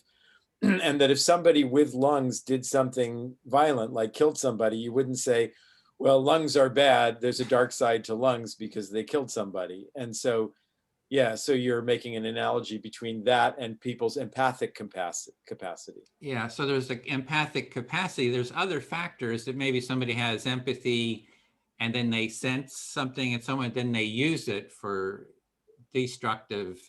There's another factor that's causing the destructive factor. The empathy itself, just like lungs, is kind of inherently helpful to the body, to the organism. Yeah, so you're saying that just like someone with lungs who might kill someone, it's not the lungs, it's something else. You're saying empathy is an inherent capacity like having lungs, and that if somebody who is empathic then goes and does something bad, that it's another factor that makes them do something bad, not the empathy itself. Yeah, and also about empathy and action, there's this big thing, oh, you know, empathy doesn't have any action, you know, it's compassion or something else that has action. I actually see that empathy itself is highly active, because when people are empathized with and heard and understood, their stress level goes down, their oxytocin level goes up, and that has a constructive working on the body because your you know, cortisol, stress hormones is destructive to, you know, inflammation and so forth. So just being in an empathic relationship has a, you know, a constructive action in and of itself. And I think it's one of the most active thing you can do is be in an empathic relationship. So I think there's so much. Yeah. So I just kind of want to make. Yeah. that So case. you're saying something in response to the idea that empathy itself is not action, and that you are saying actually it is, that listening to someone empathically and connecting with them empathically, that actually is an active process, and you see it as an action, and that it has great benefit. And Carl Rogers makes that point too. We're kind of building on his definition. There's so many definitions, you don't know what people are talking about when you talk about empathy, but his definition is he used empathic listening in the healing professions. And he makes the cases, hey, this is one of the most powerful healing aspects there is kind of hearing people, that's highly, healing, and it's an action. Yeah. Yeah. And so you're saying, Carl Rogers, who you have a lot of respect for, and who for you is the, kind of the roots of where the empathy work that you're doing. He said that empathy is enormously beneficial, and that it is healing, and it has tremendous benefits for people, and that it is in fact active in that way, that it actively helps people. Right, and I can feel it in my body too, right? It's like I can viscerally feel it. So I'll end with that. Yeah, and you're saying that when empathy is happening for you, you're receiving empathy from someone, you feel it in your body, it's active. So and in that way, you're saying it is an action for you. Yeah, okay, great. Okay, so we're at a quarter of, and my instinct is to stop at this moment rather than me taking another turn. And then stopping. So I am curious how this was for you, and if you have questions about facilitation now, at the end of our process here. Questions about the facilitation process or the empathy circle process. So I have a strange one perhaps, but I found this really rewarding because I love that everybody connected to everybody else's point. I felt like there was a conversation that was going on. But one of the things I'm fascinating as a facilitator who wants to maybe push a conversation forward, are there any points at which you can ask questions, or where you could almost take a pause and say, everybody is voiced, has had a turn to be a listener and a speaker, and then maybe pose questions, or almost have a round where people can throw out the questions that they're left with? Because I feel like so many of us touched on issues that connected, but then we couldn't almost build on it. And I understand that you don't do that because you don't want to have a free-for-all, but I wonder if there's benefit to having a process of saying, what about this and what about this, and how do we connect them? So I would say, in my experience facilitating, that there is a desire usually at the end of a circle to stop the process and just do a little bit of connecting, even if it's just people expressing appreciation for being heard. And so usually at the end of a circle, I will say, so how was this for everyone? And give people a chance to say how it was for them. And people might say something like, well, I have these questions, or I still want to talk about this, or I really love meeting you, I'd like to talk to you more, or something like that. And sometimes people do make another point or two, that they wanted to get across. But I think the times that kind of interaction has gone on longer, there's been more time for it, so people actually begin to get into a discussion, that when that happens, the same dynamics that happen in normal discussion start to come forward, which is people start to argue with each other, they start to interrupt each other, some people become very verbal and other people become very quiet.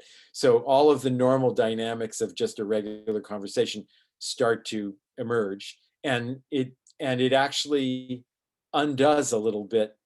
It can, if it goes on too long, it undoes the benefit of the empathy circle, which is that because the empathy circle, everybody feels heard, like they got a chance to say what's on their mind, and they got a chance actually to explore themselves. So this is something that was surprising to me, but I get reminded of over and over again, particularly when the content of the circle is something that I'm uncertain about, like I'm not sure what I think about it, or it's a very charged topic. Participating in the empathy circle actually is a process of me reflecting on myself and figuring out what I think about this thing. And often what I think about it starts to shift around a lot. And so whereas we normally describe the empathy circle as, well, we listen to each other for mutual understanding, in a large degree, it's about me understanding myself. And I've actually started to think of maybe talking about that a little bit more when I introduce the empathy circle, although it has the danger of, if you talk about that too much, then it sounds like therapy, and it sounds like I'm here because I want you to discover something about yourself, which I would never want to say that. If that's the result of what happens, terrific. But I certainly wouldn't, make that a requirement or set that up as something that's supposed to happen,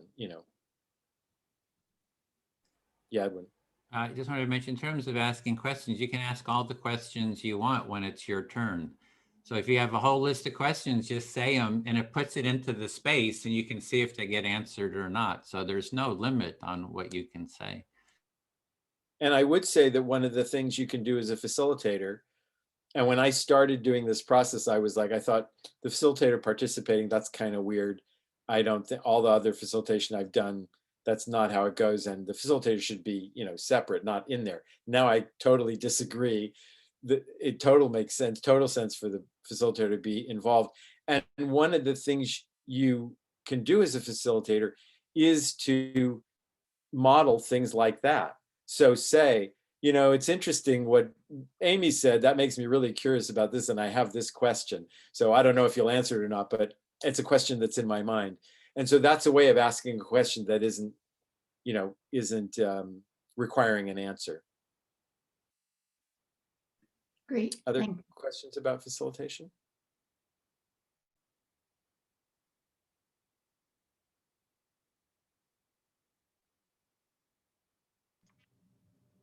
One comment I'll make is that one of the things that you do as a facilitator is make decisions about when to intervene and when not, if something isn't going exactly the way by the rules. And you don't want to intervene too much, because then you kind of create an atmosphere of like criticism, like, oh, I'm watching every little things. And but you also don't want to let too many things go by without saying something, because if you set some ground rules, part of the way you create safety is by showing that you are going to hold people to the ground rules. So like holding up the timer, someone didn't hear the timer off, holding it up, or mentioning so the timer's gone off. And another was, like there were a couple times when Michelle made a comment about what was being said, and I didn't say, well, Michelle, you're not supposed to comment like that, which is true, but it was small and it didn't seem to affect the speaker, and so I let it go. But if that happened a lot more, like if you made a lot of other comments, then I would have said, Michelle, you're making these little comments as part of your reflection, and I would give an example, and then say, just leave those out. I understand you have them, and if you want to comment when it's your turn to speak, you can do that, but just leave them out of your reflection. But it wasn't, I didn't need to do that, because it wasn't something that you did a lot. You did it once or twice, but then that was it. So that was a bit of facilitation choices that I made in this particular circle. Yeah, related to that, there was a time when someone was talking and I was listening in the circle, where I felt that person, and it's interesting because like I just facilitated one of these empathy circles last week, and also I'm not the facilitator right now. So my reaction in this instance was like, oh wait, no, you're saying too much. I should be like, time out, pause, But I was like, okay, for me, I was like, I had the awareness where I was like, I'm not the facilitator here. I'm going to let the facilitator step in if they think they're talking too much. And that's eventually what happened. But it was like, I wanted to say something, but in this instance, you know, I guess it's a style that you have, like depending on who you are as a person who's facilitating it. But in that instance, I don't know. It's just like, maybe it's just more of a comment that I had, because it's not necessarily a question, but that's just something, the feeling that I was having during one of the shares here. So yeah, so what you're speaking to again is intervention. You know, when does the facilitator decide to intervene? And so you're talking about a time in this circle where someone was talking longer than you felt comfortable with, and if you were the facilitator, you might have said, could you pause there? Yeah. And I didn't. I waited longer. And it might have been because I was waiting to see, would the reflector ask for a pause, or I might have just been waiting to see, will the speaker stop? You know, I'm thinking, oh, they're going to stop any minute. But then if they don't, or if it looks like they're going to start another idea, you know, then I would say, okay, could you pause there? But yeah, that's a judgment call too. Yeah. And I think it's also like, you know, facilitation is intuition in a lot of ways. So like my intuition, you know, kicked in faster than what your intuition was in a specific instance. So I just, you know, so it's just learning that the one thing that I learned through this experience. And one thing I wanted to like kind of like ask about is, I am talking to a social worker on Friday. You know, when I was mentioning about empathy circles on my social media, she was like, I'm really concerned that, you know, like, especially with trauma-informed work that she does in a lot of ways, and I do trauma-informed design, is that often when you create a space like this, a safe space where you say that people can be heard, it's like making a distinction of that it's not therapy, but this can be therapeutic. And she was really concerned about that. Me and Heather Hiscox from this group are going to be meeting with her this Friday to kind of talk about like, what are the things we should say, because, you know, some people might misconstrue this as like an empathy. I mean, not just an empathy circle, but like a therapy circle, like a therapy group. And being very upfront about that is very important to this person. So that's just something that I've been thinking about it this week as I'm going into this training, is like, you know, what do we do in that instance? And I'd love to hear your thoughts. And I would say one of the reasons that I use very plain language to describe the circle is because I don't want it to be thought of as therapy or some kind of spiritual whatever, you know. So I say that this circle is an opportunity for people to speak and be heard. And that's what we do. We take turns speaking, and and before you start speaking, you select someone to reflect back what they're hearing, and the reflector's job is just to, you know, you reflect back your understanding of what the person is saying. And all the other things about depth of feeling and how it's connecting and how people share all the things that people might share about what they think the results might be, or the things that they enjoy. You know, they enjoy the deep connection.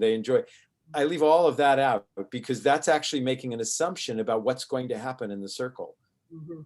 And that's the kind of, in my view, that's the kind of language that signals, that maybe makes people think this is therapy. You know, this is like, we're supposed to get deep and personal and share our souls, and that's not true. That's not what every circle is, and that's not what everybody wants to do. You know, that can happen in a circle, but it's not a requirement, and it's not. Yeah. Okay.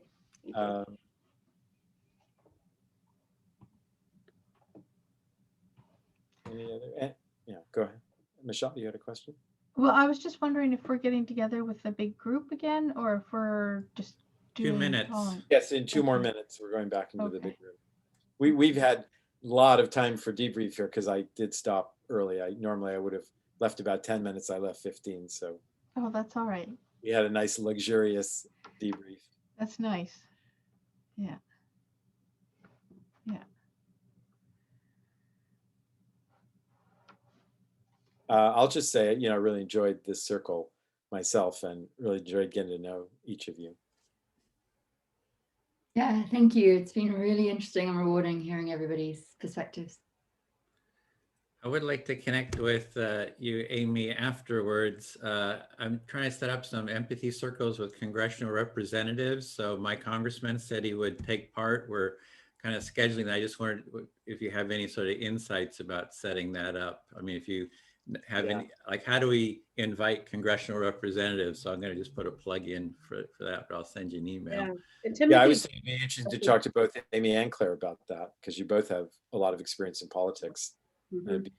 Because I've also been working with Edwin on that, and yeah, having people that have a lot of a political experience, hearing your perspectives on that would be very valuable. and also Timothy had mentioned that you all are writing an open letter to the Biden-Harris administration too. He messaged me separately earlier. Happy to look at that too. I worked on the Biden-Harris campaign to write policy this summer for them. So I got some thoughts. Great. Nice. Yeah, Claire. Well, I would say let's go back into. Okay, closing. I was going to say let's go back into the main room, but we are in the main room, so they're going to come to us. Yes, that's correct. We have to just wait for people to come back in here. Yeah, I just hit the button, so that'll.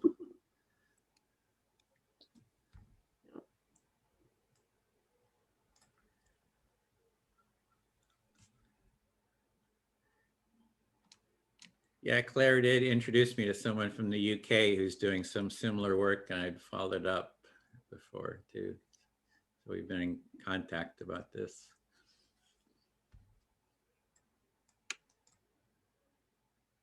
Hi, Rasha. Hi, Aaron. Got 17 seconds, 15. Everybody come back.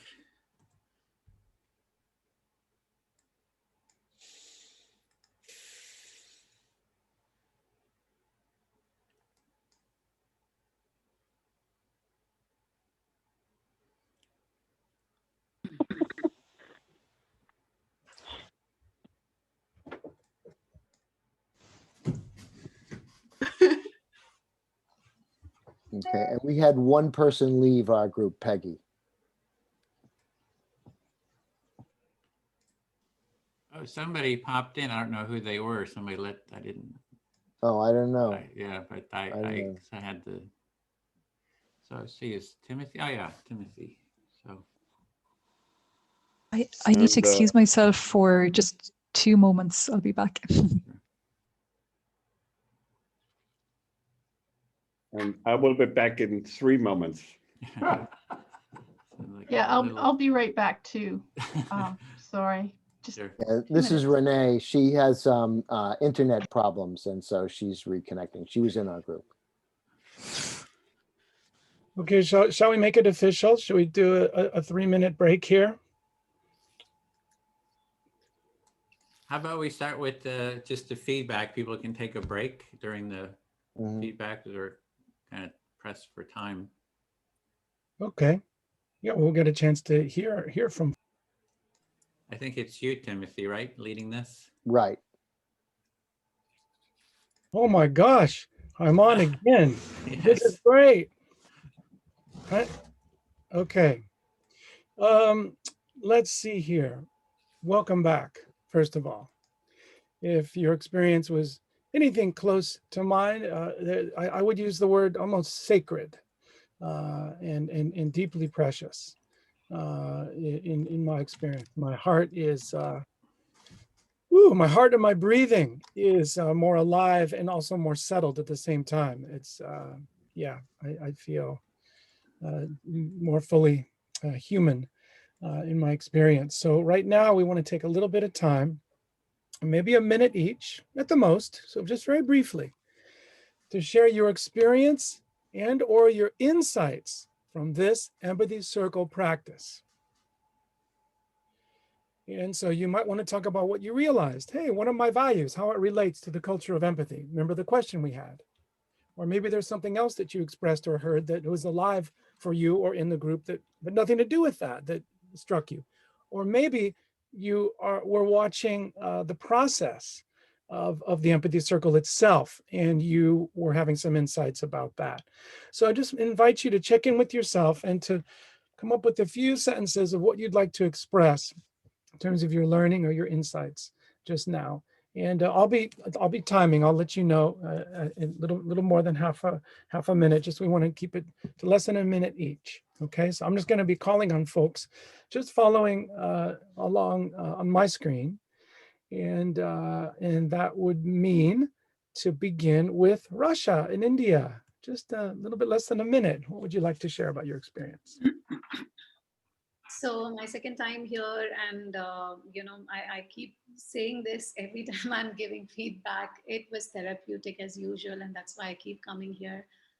It was beautiful. I mean, a couple of us, who are going through pretty difficult times, and we got to share that with each other, and it kind of gave us the feeling that we're all there for each other. So, it was beautiful as always.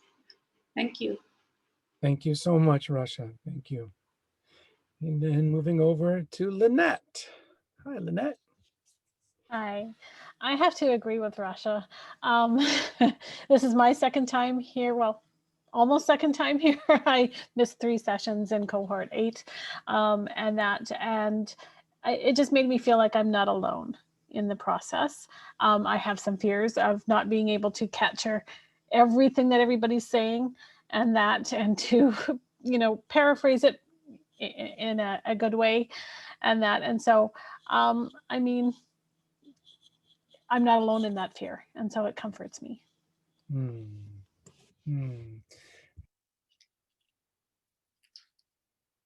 You're muted, Timothy. Sorry about that. Michelle, I'm not sure if you heard our request, a little less than a minute about your insights or your experience just from our practice session a moment ago. Yeah, our group had we had Graham, Celine, and Heather, and I find every empathy circle I do, I'm changed in some way. I come out the other side a slightly modified person, and usually for the better in empathy circles, because you're just crossing paths with these like extraordinary beings that have either depth of experience or life experience or wisdom, or or that are coming with these like open hearts, and yeah, I'm deeply moved by what was like a really honest and like intimate session where people just really kind of brought all of themselves and just let that kind of flow and learn from each other. And it just, yeah, it was like, yeah, that magic for why we keep coming back to these to these circles. Thank you, Michelle. Thank you so much. Heather in Tucson. Hello.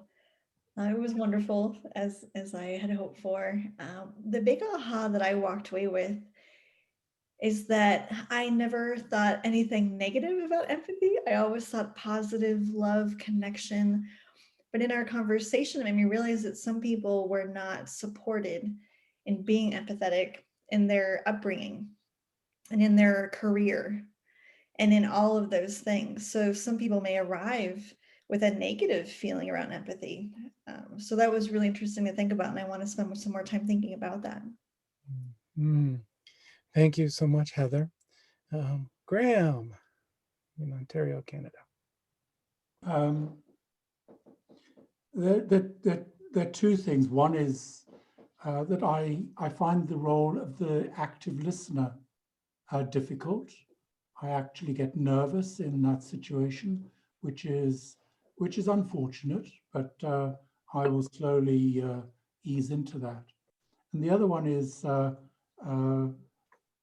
this idea of creating a space for other people, understanding their worlds, their reality, and allowing them to, enabling them, facilitating their vulnerability.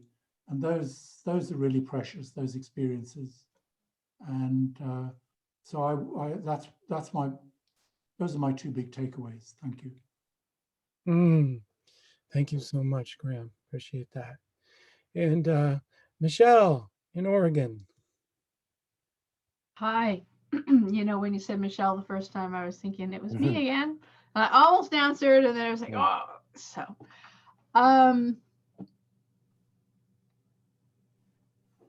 Yeah, I'm feeling very blessed to have met the people in my group, and I'm looking forward to meeting all the rest of you in this way as well. And yeah, I think I feel this last hour and a half or so, 2 hours, has been very well worth good time to spend. So thank you. Check. Thank you, Michelle. Lou, your experience. Well, let's see. I'm full of joy for the folks in my circle and meeting them and hearing what they want to talk about, hearing what's important to them. And for myself, really just more feeling more solidly or having it more present for me. The idea that what happens in the empathy circle for me is more understanding for myself. So I do understand others from the things that they say, and that is connecting. But I realize that a lot of what happens is me understanding myself better by talking about what's important and then hearing it back and kind of having that little bit of space to reflect on it. There's a lot of self-understanding that comes from that. Thank you, Lou. Herbert. Yeah, thank you. First of all, I feel grateful. I mean, it was really a very nice, very fantastic experience. Second, I find it quite challenging to do just active listening. No comments, no other thoughts, and so on. It's somehow like trying to meditate, not to think about 1,000 things. So this is challenging. And last but not least, in general, I find everything here quite uplifting and encouraging. So this brings me to the beginning. I'm grateful. Thank you, Herbert. Appreciate it. Linda in the UK. Hi. Yeah, thank you, Timothy, for facilitating our circle. I really felt very privileged to hear what people had to say. And I found the process of actively, the whole process of actively listening and then being heard really, really uplifting. And I've been in the circles before, so it wasn't a new experience to me, but each time it's like a sort of flower that kind of opens and it's like, oh, here we go again. This is fantastic. Yeah, my value that I kind of went in with was inclusivity, but as people spoke about their own values, I found myself kind of thinking yes, and also I hold that value as well, and that. And so it was a very expansive experience. Thank you. Cool. Thank you, Linda. And let's see here. I'm just pulling up things here. Ibtisam, would you like to share your experience? Eve. Pardon?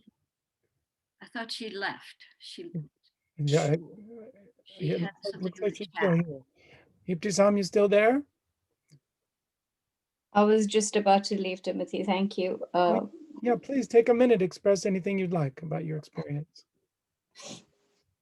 I just typed it in the chat, so I'll just read this. It's better. I'm more coherent now to say, just read what I've written. So just thank you so much for this platform. It's been truly a very, very validating and a precious experience to engage with the group. And I really look forward to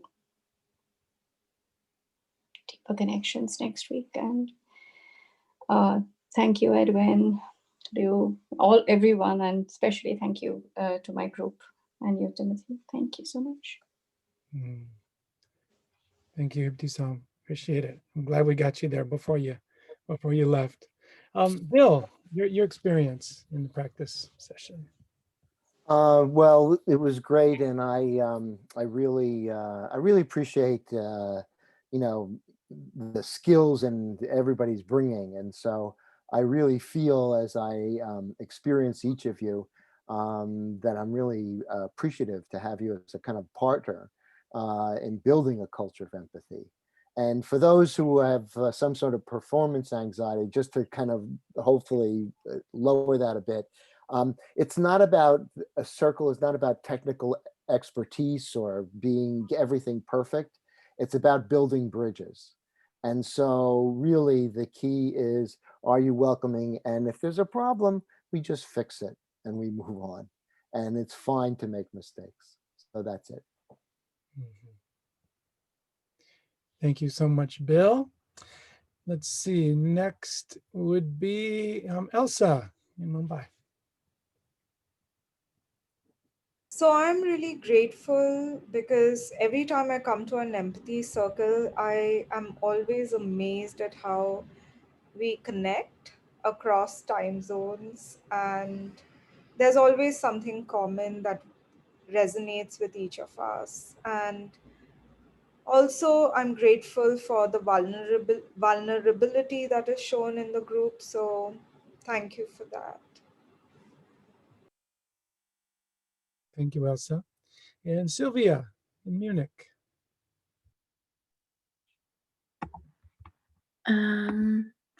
I feel nourished and grateful. Yeah, we had a great session. It was funny, moving, very connecting, and a wonderful atmosphere. And my take-home message for today is that I'm not alone with my occasional fear of not doing the listening right, or not good enough, and being a little nervous. And I know it's super profane, but it's funny, I'm still processing that, like Lynette and Graham do know these feelings too. Yeah, and interestingly enough, knowing this helps me to be okay with it, and suddenly it's not that bad anymore after all. Yeah, these are my words for today. Thank you, Sylvia. Anatoly in Israel.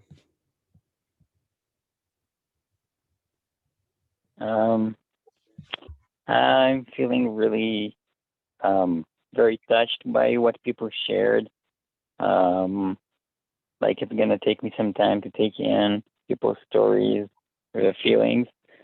I always learn many things from these circles. One thing I learned, we just started and Bill said something about all the guidance I give, everything I'm gonna say is just about the process, and it sort of like takes away this kind of like hierarchy thing where there's like more experienced person, so it feels more comfortable that way. So I'm gonna take that in the circles that I facilitate. I'm gonna do the same thing. Thank you so much, Anatoly. Celine in Ashland, Oregon. Well, for me, I'm really relishing the preciousness of being with folks sharing about their values and how special it is to be able to do that. And at the end, I was thinking about what a special and interesting relationship it is to me and my listener. So it's not my coach and it's not my therapist, it's my listener. I thought of a song that Timothy would sing at some point. Me and my listener And that maybe in a few years it'll be common to say, oh, I'll call you, or I'll meet with you after I spend time with my listener. Because it's a unique and very meaningful connection. Thank you. Thank you, Celine.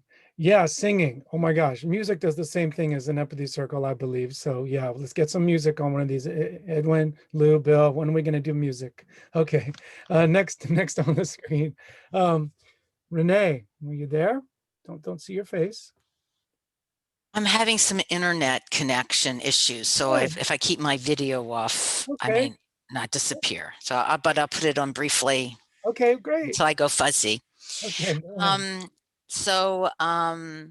Really a lot of self-introspection I learned, the relationship of silence and empathy, the relationship of how am I coming to present empathy, what's going on with me, what am I valuing, what am I bringing, what's my motives, and that's really my takeaway from today. Thank you. Oh, thank you so much, Renee. And Amy in Washington, D.C. All right. Hi, everyone. So the thing that I was thinking about is I only know so much. I think of these as like a almost Venn diagram of some sorts. Like there's so much I know about empathy. There's so much I know about my world and everything like that. And then there's so many things I don't know. Right. And so, but I also saw in this session that there's also a Venn diagram that overlaps where we do have some shared experiences. And I could actively see that in the conversation. And also, there's some disagreements on things like I have a bias towards action. So being able to talk about that is and then how a bias towards action is a little bit different than how other people see empathy as an active thing, right? And action. So so it is interesting in perspectives to get the perspectives and know there's so much more that I need to learn and I want to learn from the people around me. Oh, thank you so much, Amy. And Claire in the UK. Hi. Yeah, I was also really grateful for everyone in the group, and I really loved the way that our conversation connected to one another, that we were able to all listen as well as the active listener, and then connect our own reflections to others, which created this sense of connection between all of us. And I think what emerged from me was both the very different understandings we have, which I think are really useful. And I came away like Amy, wanting to learn more and do more and read Amy's book as well.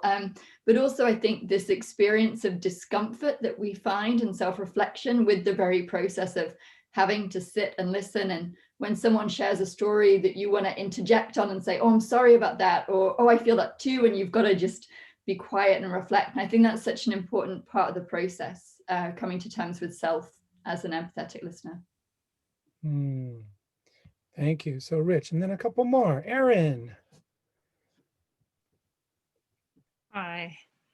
I guess first I'm just thinking that the debrief is so valuable for me, because I feel like what I'm hearing is not only resonating, but it's like reinforcing these things that I just got, in the circle. So thank you everyone for putting out that in this, time. It's really helpful for me. And then in our circle was wonderful. And I was really caught by what I think maybe Linda shared, the metaphor of this flowering, there's a moment. And I was kind of thinking that the value there that was really part of that opening was openness.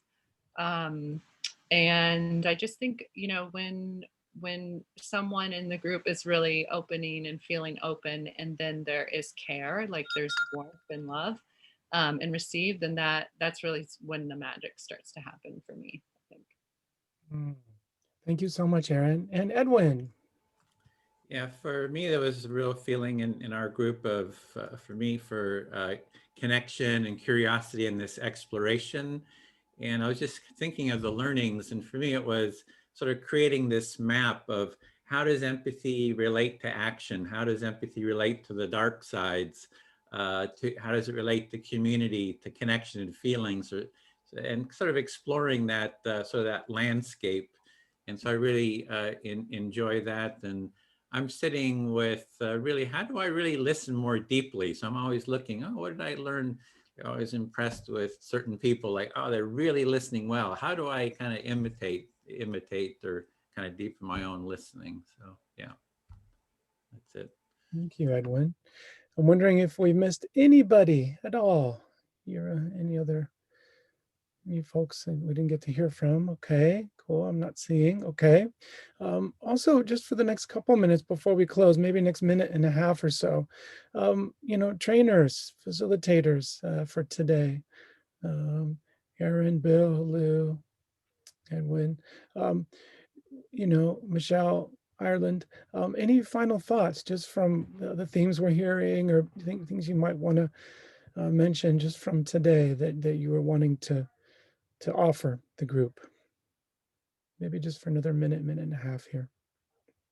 Well, I'll just say I hear everybody's desire, and the only thing that I have to say is it's worth it. It's worth it to follow that. That's it. And what's present in me is how beautiful it is to watch people listening carefully to each other and reflecting each other back. It is a kind of act of love to do that, and witnessing it is very nourishing to me. And it's one of the things that happens in empathy circles that I really enjoy.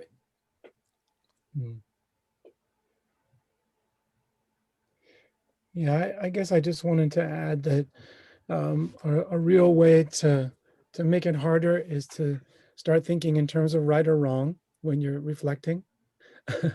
I think letting the right or wrong go, and just the intention, the willingness, the attempt actually is the magic, almost. Just the willingness, the attempt to show up and make a guess. Did I get that? Am I anywhere close? That gesture, Lou, like Lou said, it's loving, and Bill, like it's worth it to make the attempt, to actively try to understand somebody. So thank you.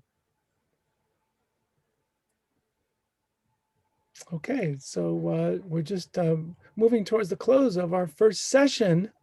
It's cohort 9. Hey, cohort 9. That's 9. Cohort 9. That's 9. I think we're on to Bill, though. He's going to close us out. I know. We're going to do a Okay. closing. I just have to celebrate. He's doing a musical interlude. That's right. All right. Okay. So just to let you know, upcoming assignments, what we're going to, looking forward going forward. We'll send out an email, or actually I have to say Edwin will. And I have to express my appreciation for Edwin and just his indefatigable, I think, something like that work. Okay, that's close enough. So here's what's going to happen. Please fill out the session feedback survey. That's number 1. Number 2, hold an empathy buddy call. There's a webpage that explains it, and it'll be in the email. It's important to have support as a facilitator, and the benefits of a buddy call. You can have people co-facilitate, etc. So those are some of the things about the buddy call, and very good that as we go forward, we get support as well. So number 3, try to facilitate an empathy circle with family, friends, etc., if possible, and or you can come to the Friday empathy circle. And so in closing, we just ask you to write one feeling you have in the chat as a result of being here today. And then we will do twinkle fingers. So jazz hands. Jazz hands. All right. We got a group portrait. We have to change the script. All right.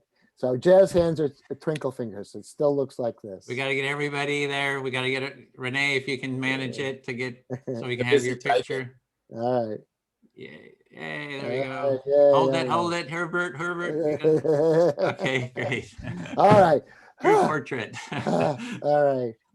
Okay. I also just want to add that next week you will be practicing an intro to the empathy circle. So that will be part of your practice next week. Right.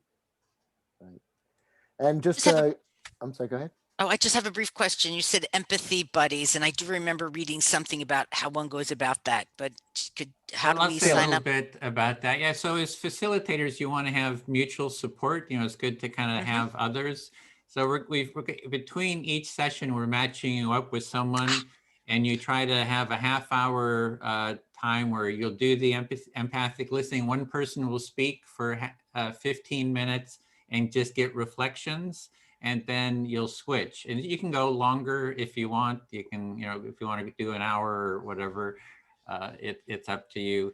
So this is just to practice, and the topic is just how is the training going for you? It's a chance to sort of, you know, debrief about how the training is going for you, or whatever else is alive for you. So, and you'll get a different, you'll be paired up with a different person between each session. Yeah. All right, so to look for that email then. Yeah, and there'll be an explanation to kind of the overall of support, mutual support. It's part of how do we as facilitators support each other. And there'll be a link to a document that you can read that kind of goes into more depth about that. Okay, I'd just like to read a few of the things. We got calmness, positive, full, happy, appreciation, love, connection. I know people who are watching online wouldn't see this in the chat. So I'd like to say, come on in, the empathy water's fine. Thanks. Here, here. Okay, with that, we'll see you next week then. Okay. Look forward to it, and send an email if you have any other questions, and you can put them into the feedback form. So until then. Bye, everyone. Thank you. Bye. Bye-bye. Have a lovely week, everybody. See you guys. Look forward to seeing you next time. Bye, everyone. Bye-bye. Bye. Bye. Bye. Bye. Bye. Bye. Bye. Have a great week.